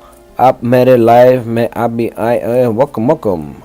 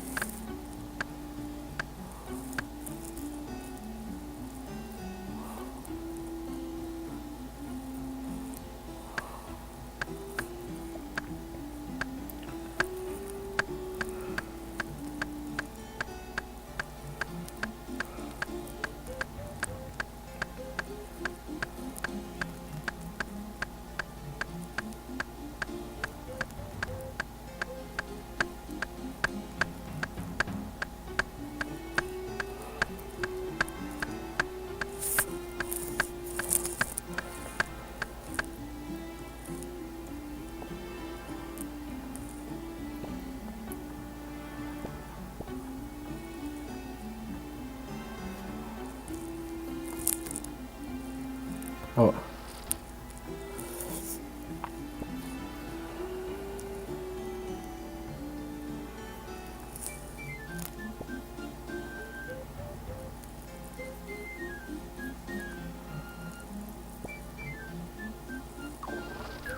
There we go. We planted a tree.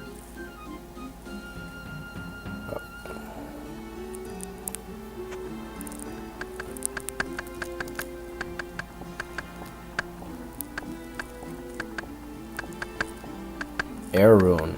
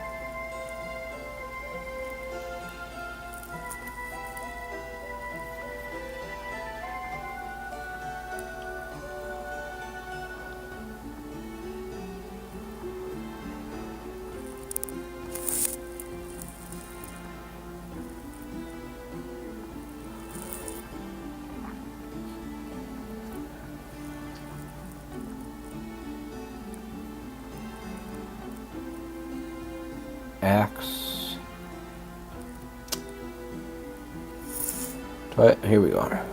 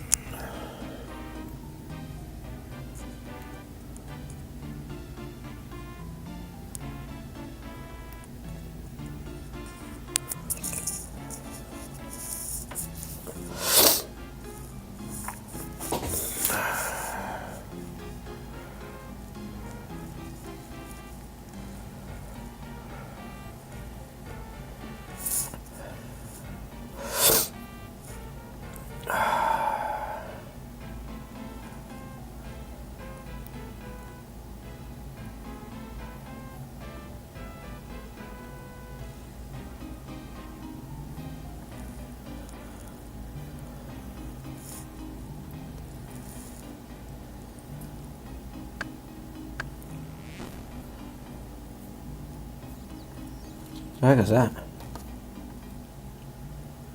Correct.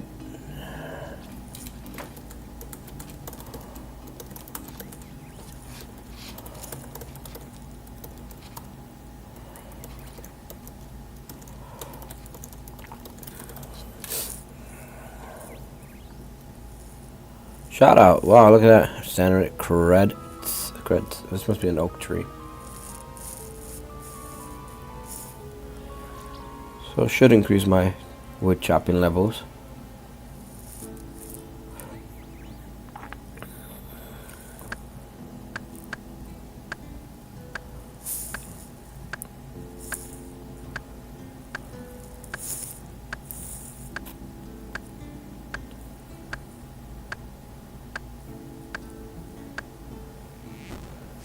$14.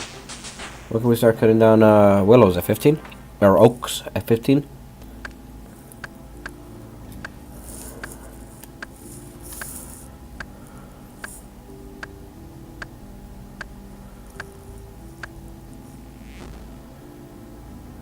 Oh, that's a yew tree.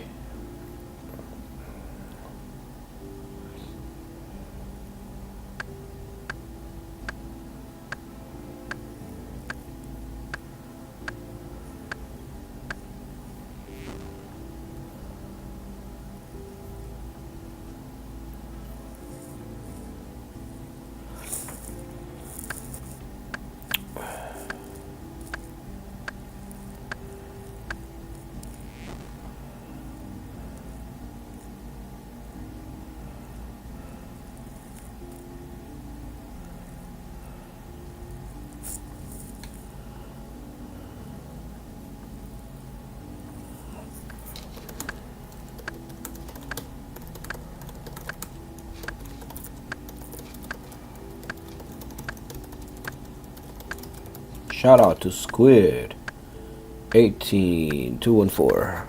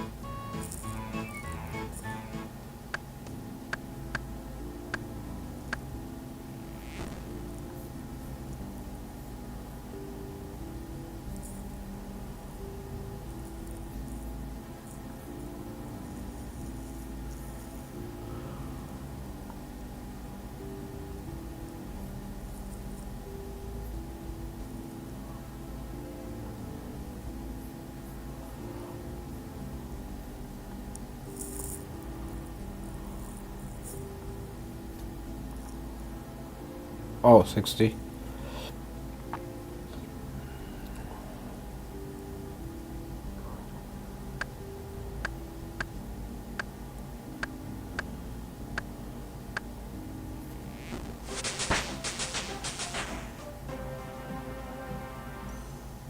What are oak trees again?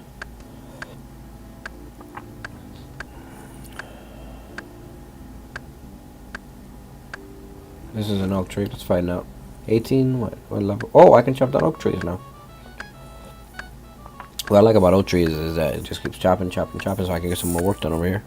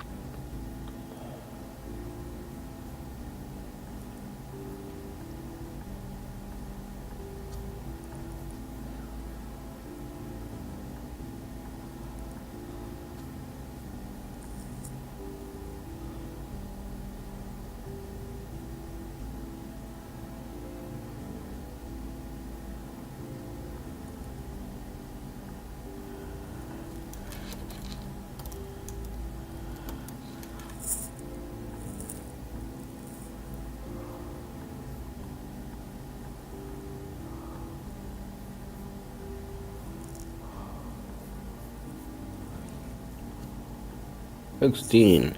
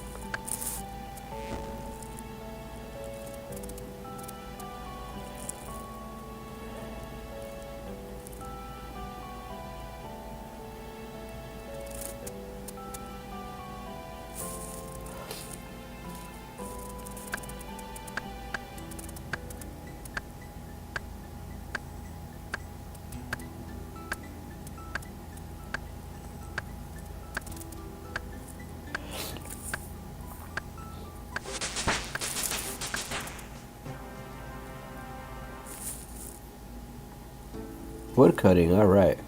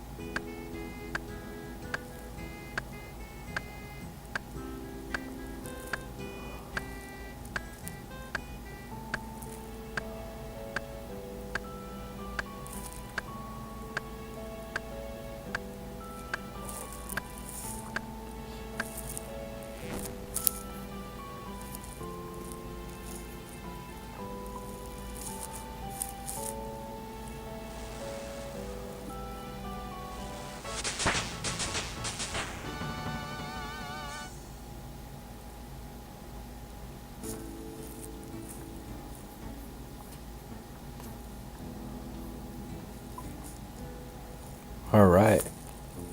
I at least want to get every level to angel numbers 22. Brick by brick.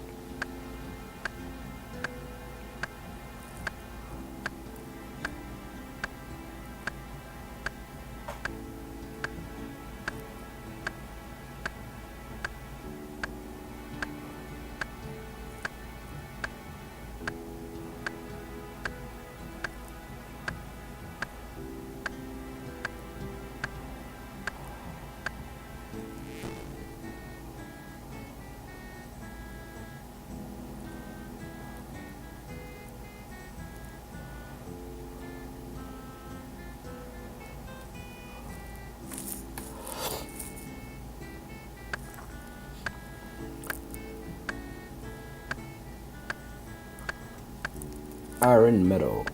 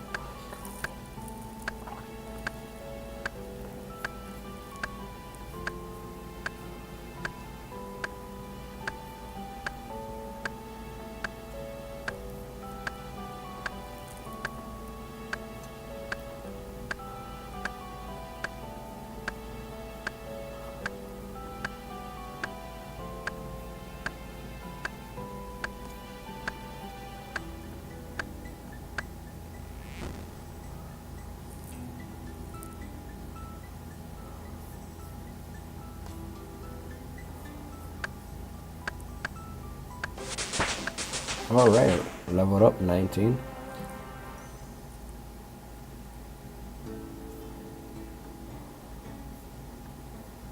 Woodcutting tutor.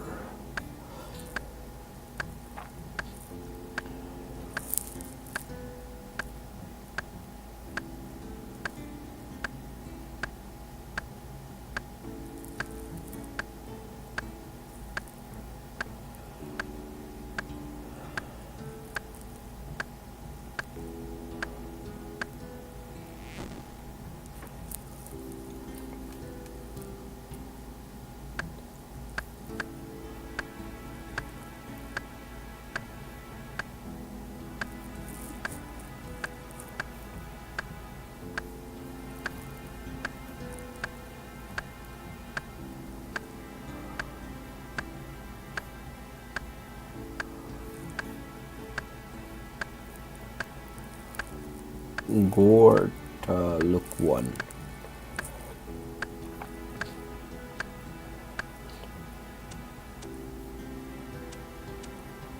Flocky Jockey.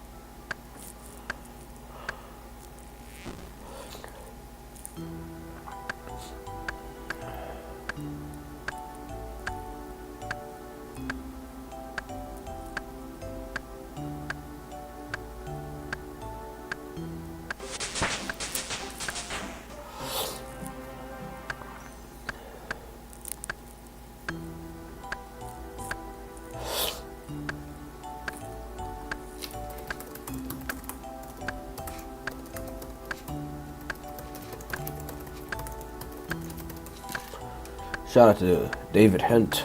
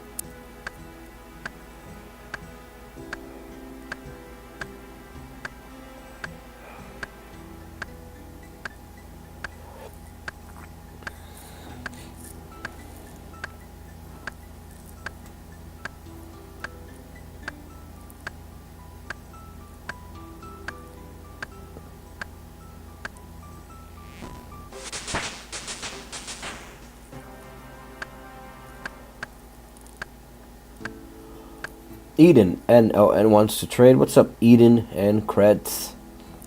What's going on? 500k. Let's see if this goes through.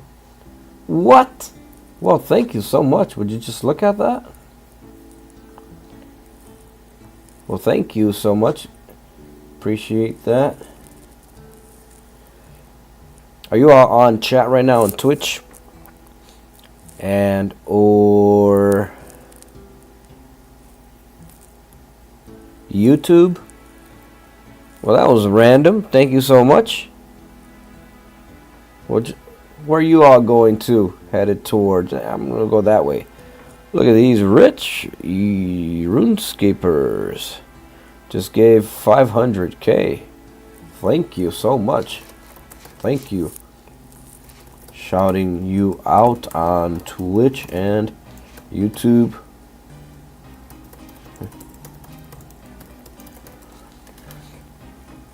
I mean, it must be on Twitch or YouTube. I mean, that was so random. 500k.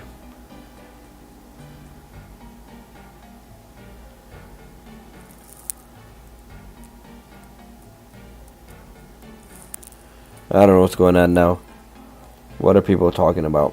Is there something over here? Am I missing out on something? I don't know what's going on.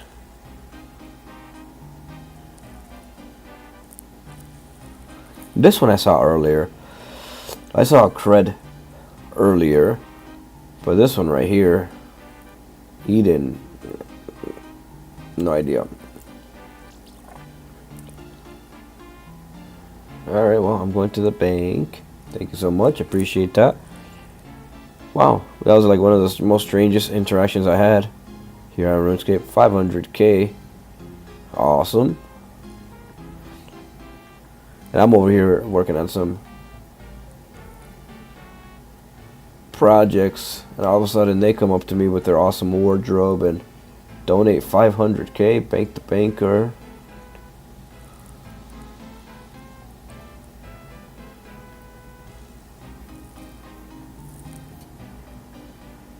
I'm like, did that just happen? They just walked up to me, cutting down my trees and planting my trees, and 500k. Would you just look at that? Thank you so much. Yeah, it must have been part of the stream here.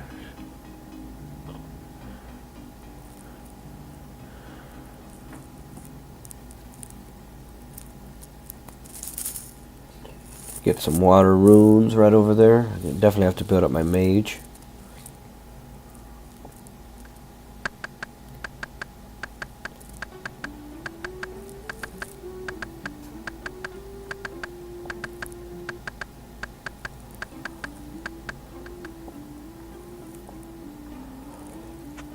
When can I cut down these trees and plant them? 30. Okay, well, you know, we're working our way up to 30. They knew exactly where to find me, too, huh? Must have been on the stream. Appreciate that, thank you. They could have gave it to that person right there.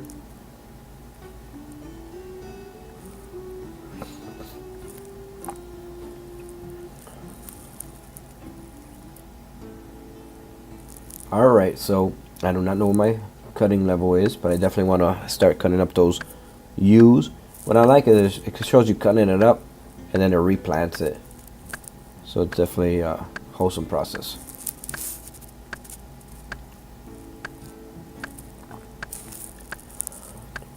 Everyone has some awesome names. That was Eden. Oh, there they are.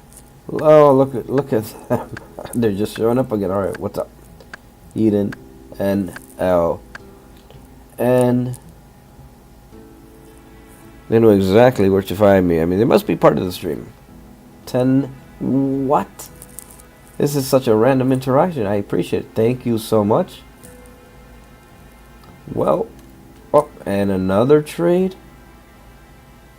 Wow, these are definitely like vats of RuneScape. Like they've earned a lot. 10k. Look at that, everyone. 20k from Eden NLN. What does the NLN stand for if you're here in the chat? And credits. I'm flabbergasted. This is very interesting, and I just signed into OSRS. Everyone's been telling me about OSRS, and I tried out R3, which is a new RuneScape. Fish Worship, interesting names on everyone. Alright, well, this is all part of the stream here, everyone, from Eden and Cred. I mean, I know this one. I saw him earlier. I was like, hey, he was standing over there. I said, I'm going to give you a shout out. And then these two show up out of nowhere, find me here cutting down some trees, and I've been nothing but gracious. Like, wow, these are definitely vets. Like, how do you earn that much money? Or mods, right? It's rare that you come across mods here on RuneScape. Now imagine being a mod and having unlimited access to RuneScape money, right? Or RuneScape coins. I think that's what's going on here. This is a very unique situation. Look at this. The pumpkin head here that I am with my bronze armor that I made myself. And 1 coin. Alright, well, if you would like some here, what can I give you back? I have some oak. Now what I think is going to happen is that they're going to be like, no, we don't want oak. I like your outfit, God. Yeah, I appreciate it. I had the scarecrow outfit earlier, and I decided to make myself some armor. I want 20k back. Yeah. This is trade, sure. If you want 20k back, for sure. Oh. I think are you messing with me? I keep trading you, keep declining, trading, declining. You want 20k back, right? 20k, so that's 20, 0, 0, 0, 0, sure. Oh, my bad. How do I do that? Offer X. Your account is currently restricted for trading. The restriction will lift in 55 minutes. Yes. Unless you gain 10 more quest points. Yes, until 10 more quest points. Wow. They are loaded. 202k? Trade modified. 10k. How do you all know so much? Are you mods? I have 25 if you need to eat it. Thank you. Hey, why are you running off? Why are they running off? So, I am live streaming. Can you give me a backstory to this money? For the viewers of the world, right? What's going on? I am a journalist. I'm an anthropologist. I want to know what's going on here. Tell me the story. Yes. Alright, so what's the backstory? Eden NLN. It's money. So I'm a journalist. Tell me more. Oh, and she disappeared. So I'm a journalist. Tell me more.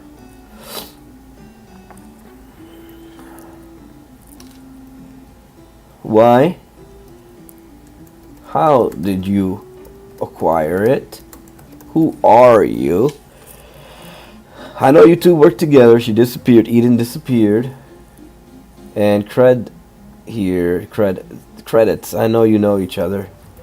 You know each other in life. I mean, that's like Team Rocket right there. A good Team Rocket, right? Like Jesse and James, but the good version of them. They're just philanthropists giving out money.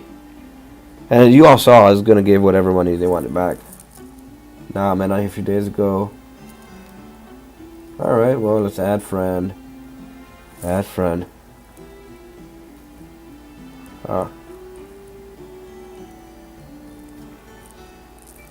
Credits has logged in. So thank you, viewers, and me are appreciative. Oh, there she is. She's back. I'm pretty sure that person's a mod. Right? Like, it's not every day. I crashed. Oh, like your computer crashed. Well, you got on here quick if your computer crashed. Hope.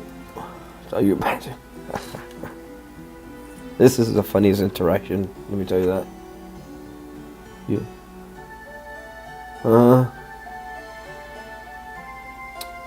How? I mean, I walked by the hog earlier. Oh, we call those hogs here. We call those hogs here. I mean, is she talking about the hog that I walked by earlier?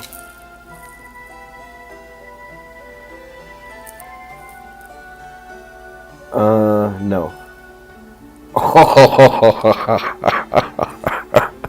She just called him. What? What is this? What is going on? I don't know what's going on here. Twitch. Everyone on Twitch and YouTube. This is the strangest interaction I've ever had on RuneScape. Okay. Well, and your computer crashed. Doesn't mean I still can't get the answers. So, how long? Wait, do you Discord? I don't know. Following this group around. What's going on?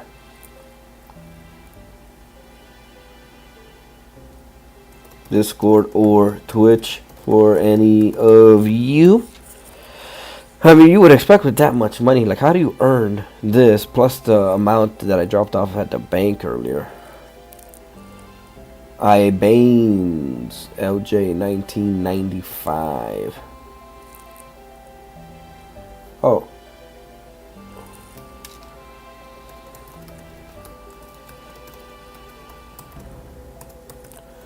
How long have you been on OSRS? Oh. Why? I don't know. Why? Well, because anytime I meet someone out here, they're always saying, oh, Discord or Twitch. How did you earn so much money in such a short time? You are a mod. I'm thinking they might be mods. They'll probably say no, they're not mods. But to come across that much money, like, how do you do that? And playing in just a week? Alright, well, that's when the conversation gets a little strange for me. Alright, well, thank you. And really appreciate it.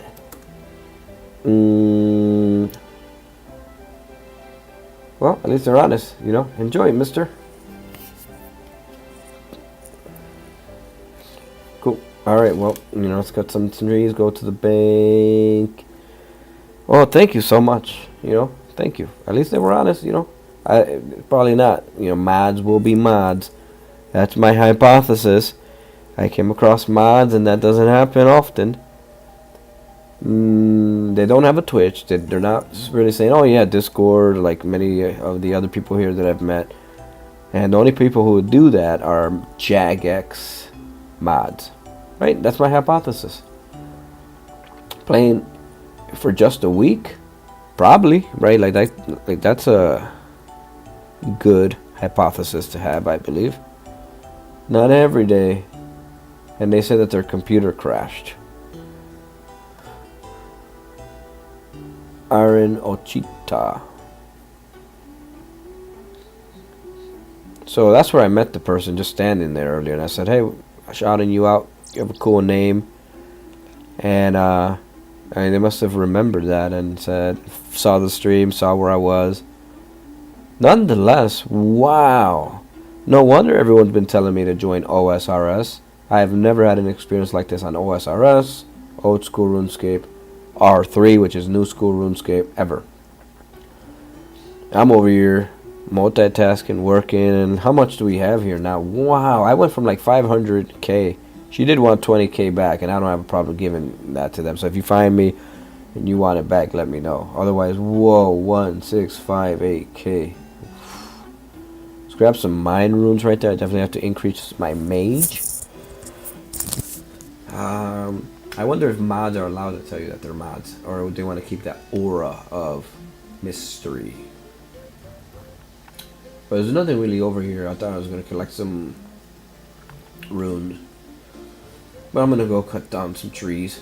I have the ability to cut down oak. Maybe you soon. Thank you so much.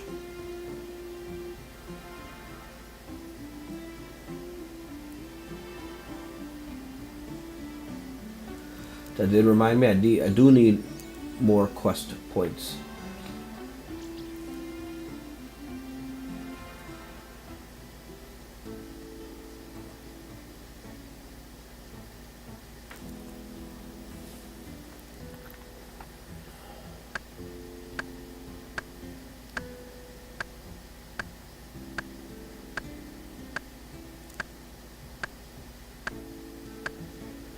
I've been problem solving all day, everyone. I'm working on a documentary and I'm not able to export, so that's why you see my attention sort of pulled over here as I work on my other station, and my character here with cutting down the trees. I'm not sure what level am I at right now. This is a yew tree.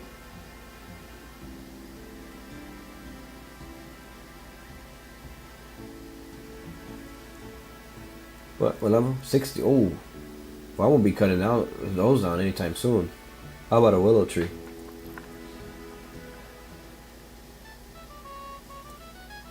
$30. Okay. I'm not sure what my cutting level are. So we'll find out very, very soon. Actually check right here. My wood cutting level is 23. Okay, so 7 more levels. Here, and I do want to build up that mage. Here's mage. Now, where do I get myself some runes? Well, I mean, I just acquired a bunch of money here, so I can probably head over to the rune store. We could also head over to... Is there a grand exchange on this version of RuneScape? That's my question. Let me know in the chat. Twitch, I'm checking you out. YouTube, I'm checking you out. Streams, OBS, I'm checking you out. Is there a grand exchange in OSRS? I know there is one on R3, New RuneScape, as I call it. But one of you in the comments section here on one of our previous streams mentioned, you're so confused. You said, New RuneScape? And then I was like, yeah, New RuneScape, you know, the new one, the one that's with all the graphics. Do you mean, what did they say to me? They said, do you mean our RuneScape 3? And I said, oh yeah, okay. I apologize for that oversight. I shouldn't call it New RuneScape. It's embedded in my mind as New RuneScape because I started off playing this when it looked like this. And then RuneScape evolved, and they closed our accounts. Well, you know, not necessarily closed the accounts, but they transferred the accounts to what is now R3, New RuneScape. So this, for me, OSRS, has always been like the original. So I know people call it old school RuneScape, and I wouldn't say old school. I just say original RuneScape, and maybe that's off, maybe that's wrong. But that's just how I view RuneScape. Oh yeah, I did need myself some iron. But every time that I go to those mining sites, those scorpions attack me. And I wonder, am I strong, powerful enough, do I have enough experience that they won't attack me? We'll find out momentarily. Maybe I'll go into the area there and mine some iron. But there might be iron at other areas as well that aren't as dangerous. Juster, Blunted, Mad Dumb, and Boy.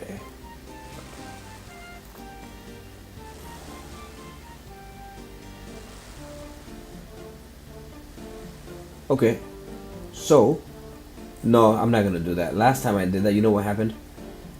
My computer didn't lag, but it froze on loading, and it was loading for like 60 seconds for or 60% for a few seconds, and in that time, my character was already inside of the mining site, and getting attacked, and I had to like run out of there before those scorpions completely took my health away. So I won't be doing that this version. Otherwise, there is another site up here, the Barbarian Village, which is relatively close enough-ish, where I may be able to mine iron.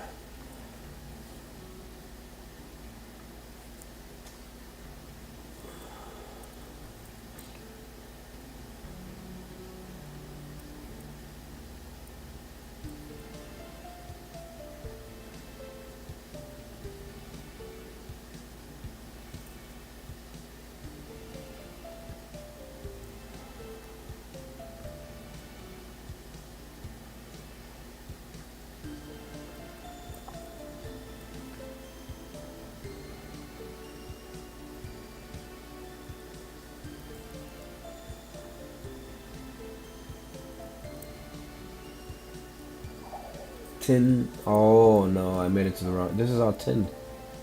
Tin and coal. And I need iron, right? I mean, I probably can't even mine coal at the moment. Alright. Uh-huh. Raw trout. At least we came over here and can pick up some raw trout-ish, right?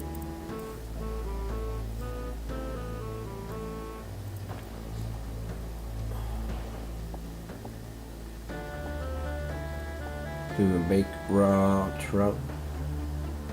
And if I see them again roaming around here, I'm gonna join their group, follow them around, try to ask them questions. It's just they didn't want to answer my questions, and that's fine. As an anthropologist, journalist, you know, we use the information that we have, learn more. Like playing this for a week and getting that much money, mod status, right? Why am I not be able to collect trout? Is someone collecting the trout here? There's a fire right there. Fuego.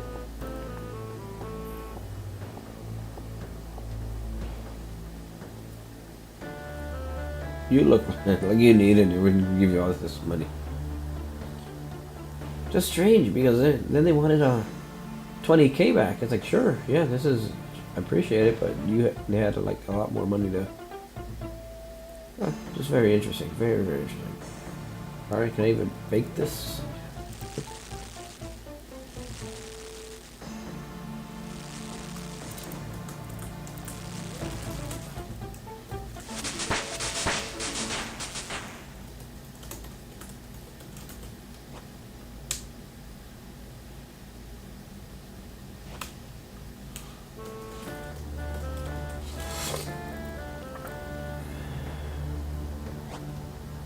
Oh, is there no fire? Fire moved? Mr. Golden Goo.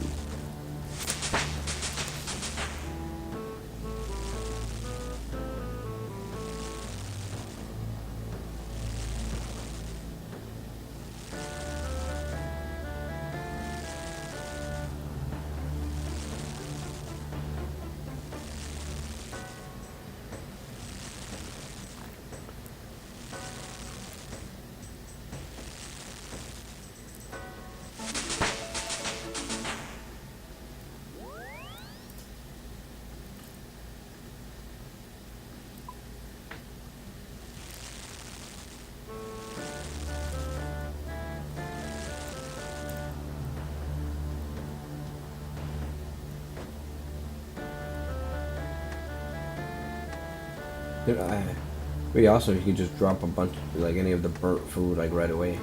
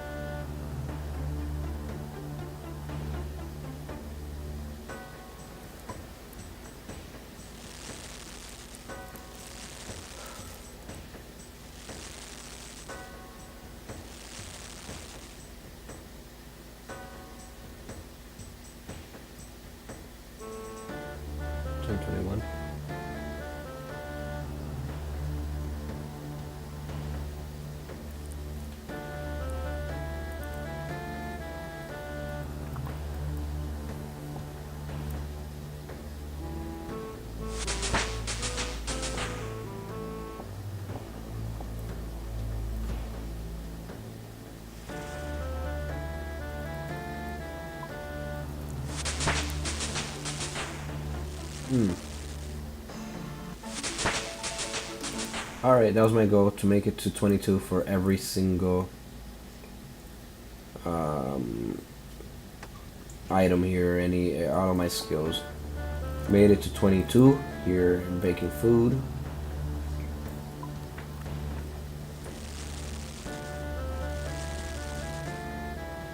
Okay.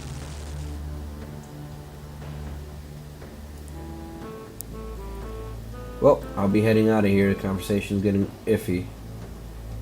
So, as you all know, I'm streaming everything. You get to see what's going on out there in the world. Sometimes people will tweak. I mean, that's the best way to describe it.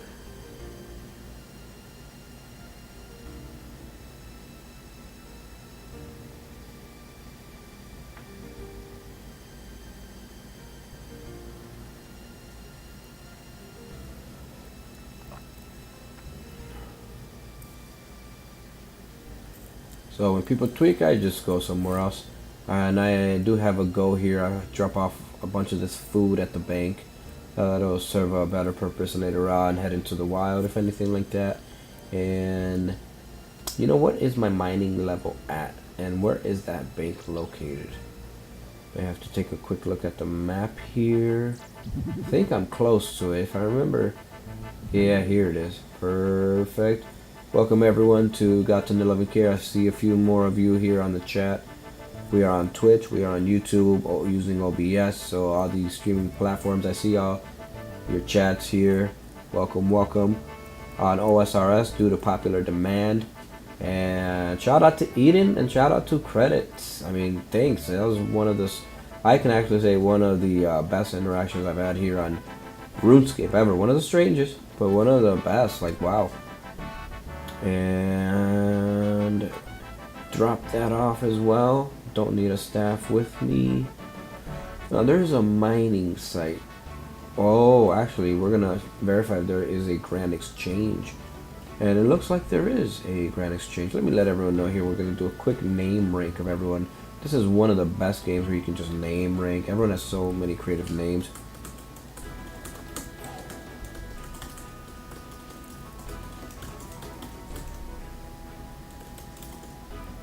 Oh.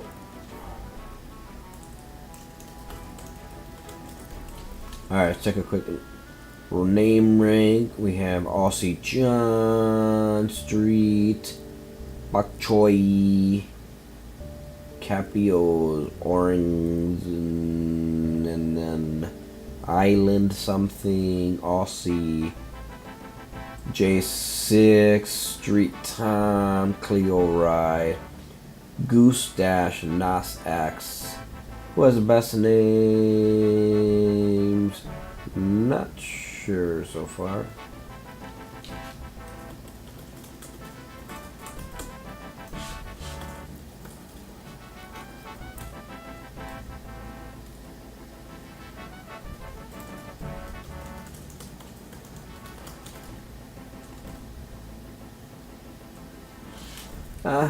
Best names, but this group right here. Sexy is healthy takes it. There we go. Does that make sense? Yeah. How about right here, Tahina, Power Box. Alright, Sail Go, Lord Winfried, Morty, Manic, Tahina. Oh, there's Steven. Alright. Hey, someone shows up in green here. Is this the rich? Oh, there they are. Look at that, dancing on the stream. These are definitely mods. See what's going on? Everyone's, it's like there's some sort of fad going around. I don't know if it's the same character. Like, how do you multiply yourself that much? And it's not the same person. It might be a group of people. Look at that. Everyone's dancing. Got the original Steven there. See, I see this Steven character so much, and then I see variants of that Steven character. I don't even know who's who or what is what. Sir Los Cerrito. And where's the green here? See, I pinned him as green. The ones who gave all that money. Yeah, there they are. Credits is there, and the credits follows this one right there. Eden. Oh my gosh. The names. The names. We are doing name ranks. Where is the giver of all that money here? I mean, I see green here. Or do I have someone else on? I see someone else's green up here, right? Yeah, right up here. Oh, maybe it's just credits there. Alright, well, interesting nonetheless. Welcome everyone. OSRS, I'm here. Popular demand. All of you saw me on R3 New RuneScape and said I need to be on here. I am on here. Without further ado, we did a UFC talk earlier. Now we are just building our character up from scratch. Ever since RuneScape decided to take our accounts and transfer them to R3, at least that's what happened to me. And I decided, hey, this is where nostalgia is. So we are here at the Grand Exchange. Bank the Banker. I have all original armor that I created myself. I forged this with my hands, and so I'm gonna have to do this one by one unless I can I send notes to the Grand Exchange? Is that possible? So if I send everything here back to the bank, drop this off back at the bank, and where's that notes? There was an option for notes, and here it is, notes. Let's withdraw all of these, and let's withdraw all the willows, and let's withdraw all of those bronze chain bodies. And I think the Grand Exchange only allows for 3 items. There's some more? No, it's just 3 at first. I think the rest might be members. I'll create sell offer, and I just want to sell these. I want to sell all of those. Yeah, just whatever I'll get for those. It probably won't sell. So these will probably sell. All. Confirm. Oh, why is it not going through? Your account will be restricted for trading until the account has 10 quest points, a skill of over 100, and has spent 20 hours, 0 minutes in the game. Like I said, everyone, how am I not at 20 hours? Well, I haven't been on here, so it is what it is. Let's go back to the banker.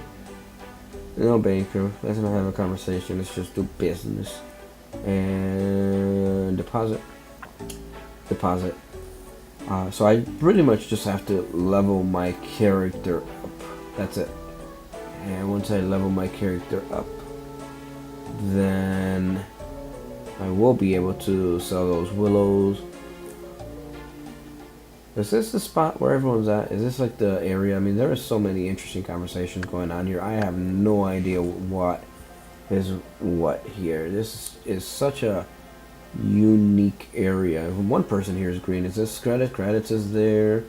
Retired none. And wow. See, the reason I do those name rankings is because, I mean, in what other game besides what I heard at Fortnite will you have like all these unique usernames?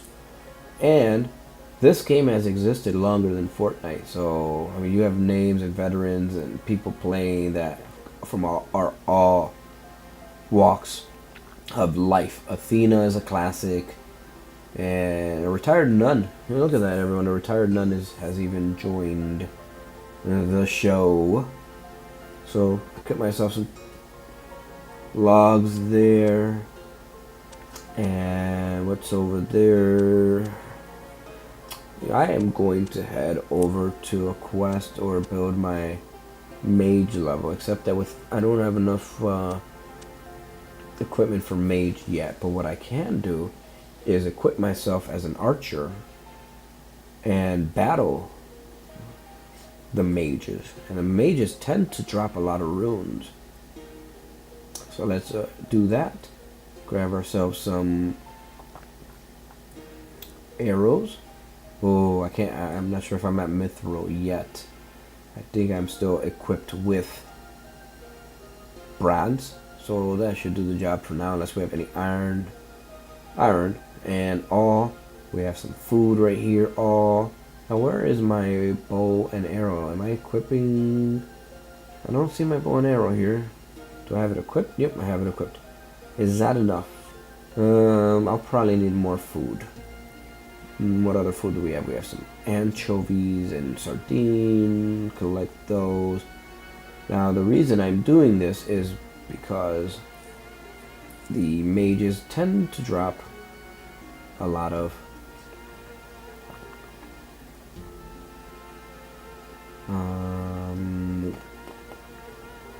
runes. But before we do that, before we battle the mages, what are the weaknesses again? So archer beats mage, knight, and mage beats knight, and knight beats who do they defeat? The knight can defeat probably mages. I'm not sure. I'd have to let me know what you all think in the chat. All right, well, I'm not sure. Oh, level 20. Hey, they're attacking me already. Okay, I get it. All right. I don't want to cut the tree. This is attacking us. So, are they causing more damage? I'm pretty much. I'm holding my own here. Have the sardines handy. This is going to be a very, very close one. But my ranging level is going to definitely increase, but I definitely don't want to be defeated by that. Eat and attack. Alright, 13. So their blows, and for every time they hit me, they take away 2 points from me. Every time I hit them, I take 1 point. Alright, so this is manageable with food. But they're going to keep attacking me, so that's the drawback. That where I even have a chance. Shout out Murphy Morris. I think that's the thing. Uh-oh. Hey, hold on a minute. Alright, so maybe my food. Whoa. Let's get out of here. Yeah, no. You keep walking. You keep going. There we go. Heal up. Heal. So that was just an experiment. What did I run? 5 chaos? Okay. Not worth it now. I think I have to keep building my skills up more strategically. Like a lot of the rangers that I have seen on here. Actually, I think that mage probably defeats range, right? So that's why that was so difficult. So what I have to do next, can I even use iron? Because I'd rather use iron. And we do have some food in the bank. I know that the wild is very close, so I can equip myself with some food. And if I can defeat the knights, they won't be able to attack me back. That's what I see a lot of the rangers do. So let's try to do that. Just because I have to build up my skills up even more. So we have these, and we have a bunch of those. Alright, that should suffice, right? That should be good for now. Now the wild, where I'm headed toward right now, is that area where those knights are. What is this? Everyone looks the same. And level 692, 6919, 664. Wow, you know, very interesting. So the wild is going to be this way, if I remember correctly. Head that way. You know, what I want to do is just experiment, check that out, and then I'm going to head over to the mining site. Because I can just increase all my skills all in mining and smithing. Create my own armor. Right now I'm walking around with this bronze. And it's all I made, you know, so that's good. Character, Queen Maria. Okay. Head straight over there. I definitely do not want to be taken out. So something's happening over there. Who's battling? There's a battle going on over there of some sort. Do these attack me? Pickpocket guard? No, I'm good. Now, that guard is standing right there. And if I do this strategic, oh, those are the ones right there. Yep. Those are 33s. Yeah, that's going to take a while. A lot of arrows. Might not even finish on time. That is, love. No, I don't like that name at all. I think I'm in the wrong area. Are there any bears? Oh, okay. So from this side, can I defend myself against that? Like, I don't have to go over there. Okay, I see. So that might... You know, the iron arrows isn't doing much. It isn't really doing much quickly. But we're able to level up here. Get that range level up. And that giant rat, I think it's the same as the other mining area. Level 6. So not too shabby, right, everyone? Joining here on the chat. So since I can use iron, what else can I use? Steel? Can I use any other type of metal? I'm gonna have to cross over. As soon as I do, that rat's gonna attack. Ah, reach level 8. Now we know. Level 8, what did we run out of arrows? Alright, so bronze just does a good job as well. Cross over, collect the arrows, enter the wilderness, collect. Oh, okay. Eat. Iron arrow. Collect.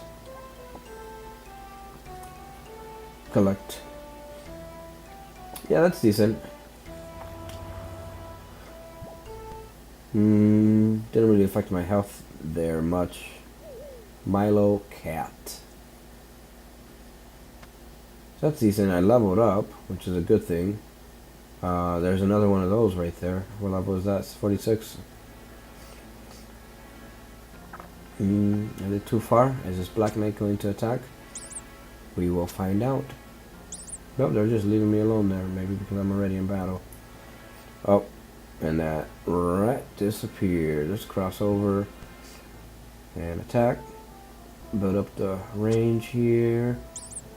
Are they gonna go deeper in the woods? No, now they want to attack me because they moved backwards and not really doing much to me. I'm not sure if they can reach me. Oh, yeah, they can reach me.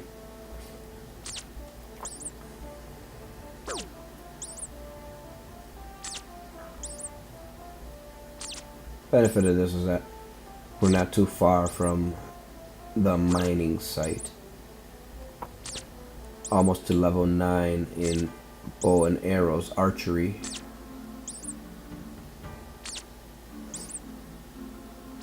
So collect my arrows and go. I can probably securely just keep building that level up. Arrows and go. See, my inventory here, I mean, I got somewhat attacked there. Now this is a test. Is this one gonna attack me? That Black Knight. Is the Black Knight gonna attack me? Nope. They leave me alone. Okay, so I did that experiment, figured out what my archery level is. Now we're gonna drop off all this food at the bank. I need iron to make myself some better armor. And thank you again, Eden. I mean, I can go buy myself some armor, but it's about leveling up here, and I'll probably save that for something awesome, spectacular, as a remembrance of your generosity and kindness. Thank you, supporting God Tender Love and Care. And I think that's another bank right there, right? If I remember correctly, that is another bank. And with this being another bank, make a drop off bank to banker. And I will deposit everything here. We can keep those, that, and these, and those. Let's keep that, right? Yeah, we can probably keep that. I probably need that. Switch off. I feel like I have a lot of stuff on me where I'm not going to maximize on the stones or the rocks. So here is where I am, the closest mining site for iron. Now I think it would be right here, maybe. That's still very far. Another one right there. So if I head east south, I will be at a mining site. So east south will be that way. See, another one of those Stevens. There are a lot of those Stevens everywhere. Vargas. And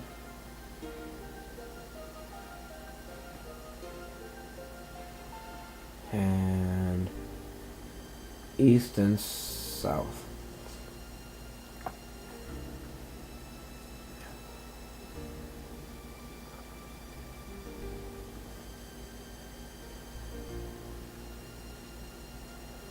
This would be a good area if I have to sign off respawn. Wow, today we did not go on R3, and we probably won't go on R3 for this session.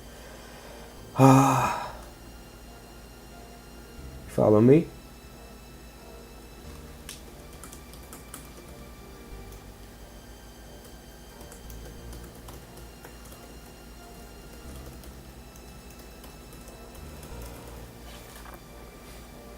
There we go. Any iron in here? No.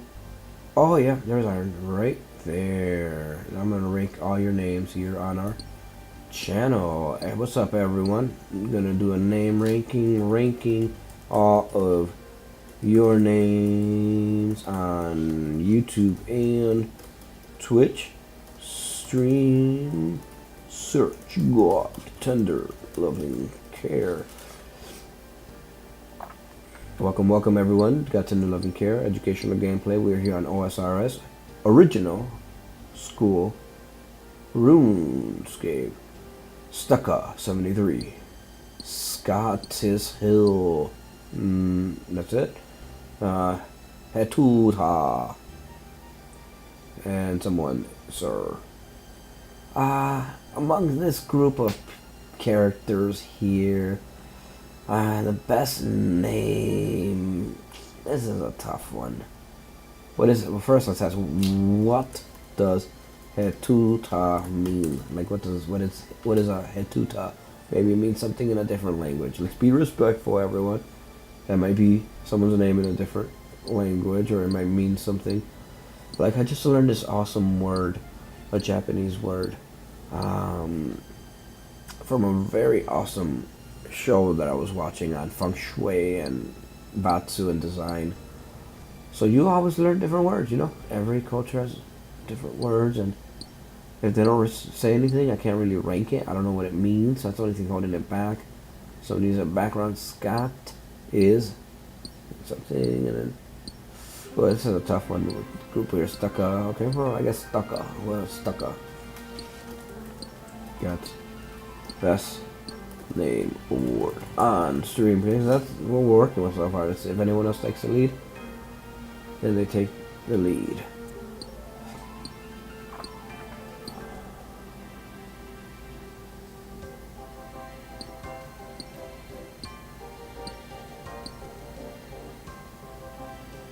Now, what do I need to smelt? Is it just iron or anything else? We have a Alistair Hunt up there. And over there is... Oh, I thought she was just digging over here, or him, or the person. Alright, so this helps us level up, and the entire time I've been mining and smithing bronze. Now I have the availability to work on that iron. Do the iron levels up as well. What's that? No, it is... No, okay, copper. So this is pretty much our new mining site. Would have to verify where exactly the smelting and smithing areas are around here.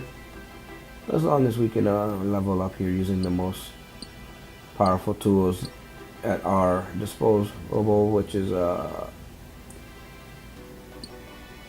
iron at the moment. Like, when can I start steel? What's the next one? Black armor?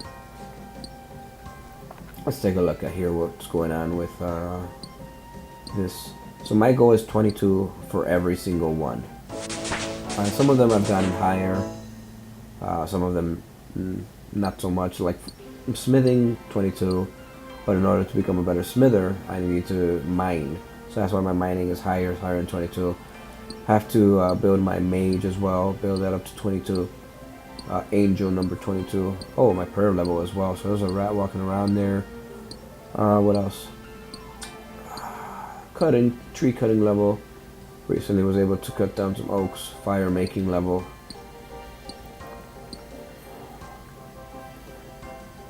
And what else can we build here? Build to 22. I might. Oh, no more space on here. All right. Question is, smithing will be here. Is this not magic?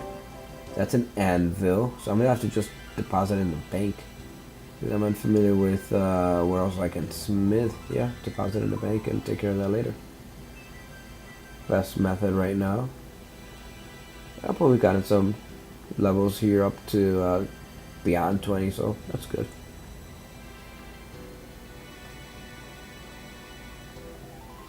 Like to look at all the names and usernames, give shoutouts where shoutouts are due. All the creative effort it takes to create a very awesome, unique name.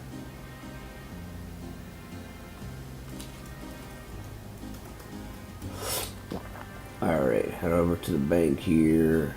Bank the banker.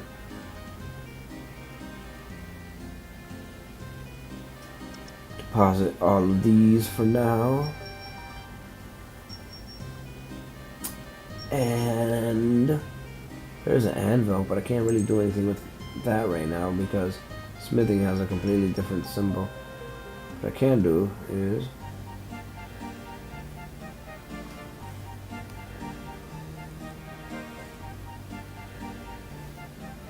head over there, set myself up for some success.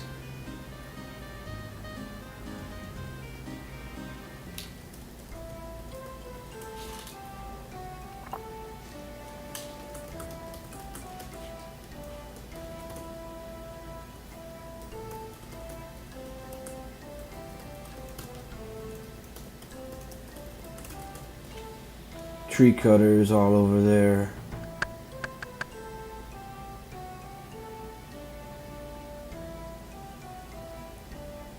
And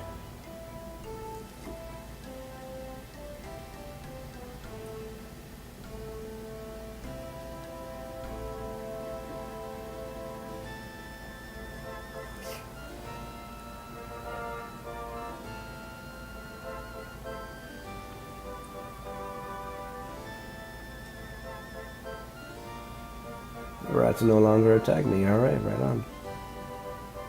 This is a quiet area over here. Everyone's all quiet. Cutting trees, mining.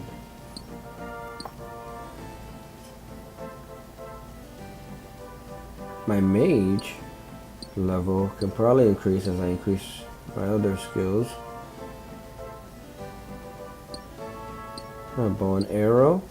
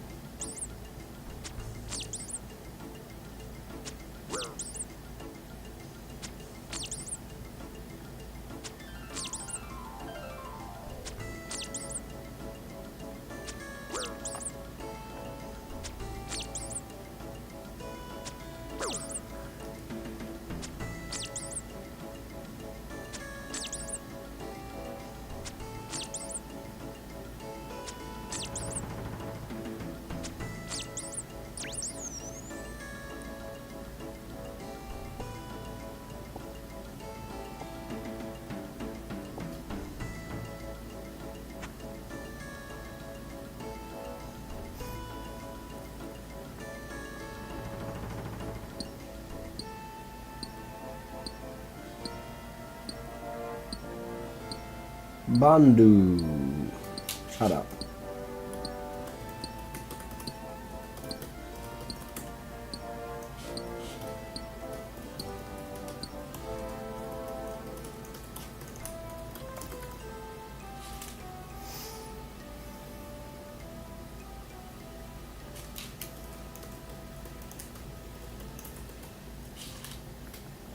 Alright, thank you everyone for joining. Got 10 to 11 care.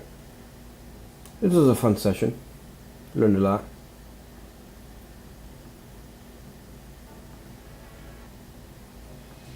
Until the next one.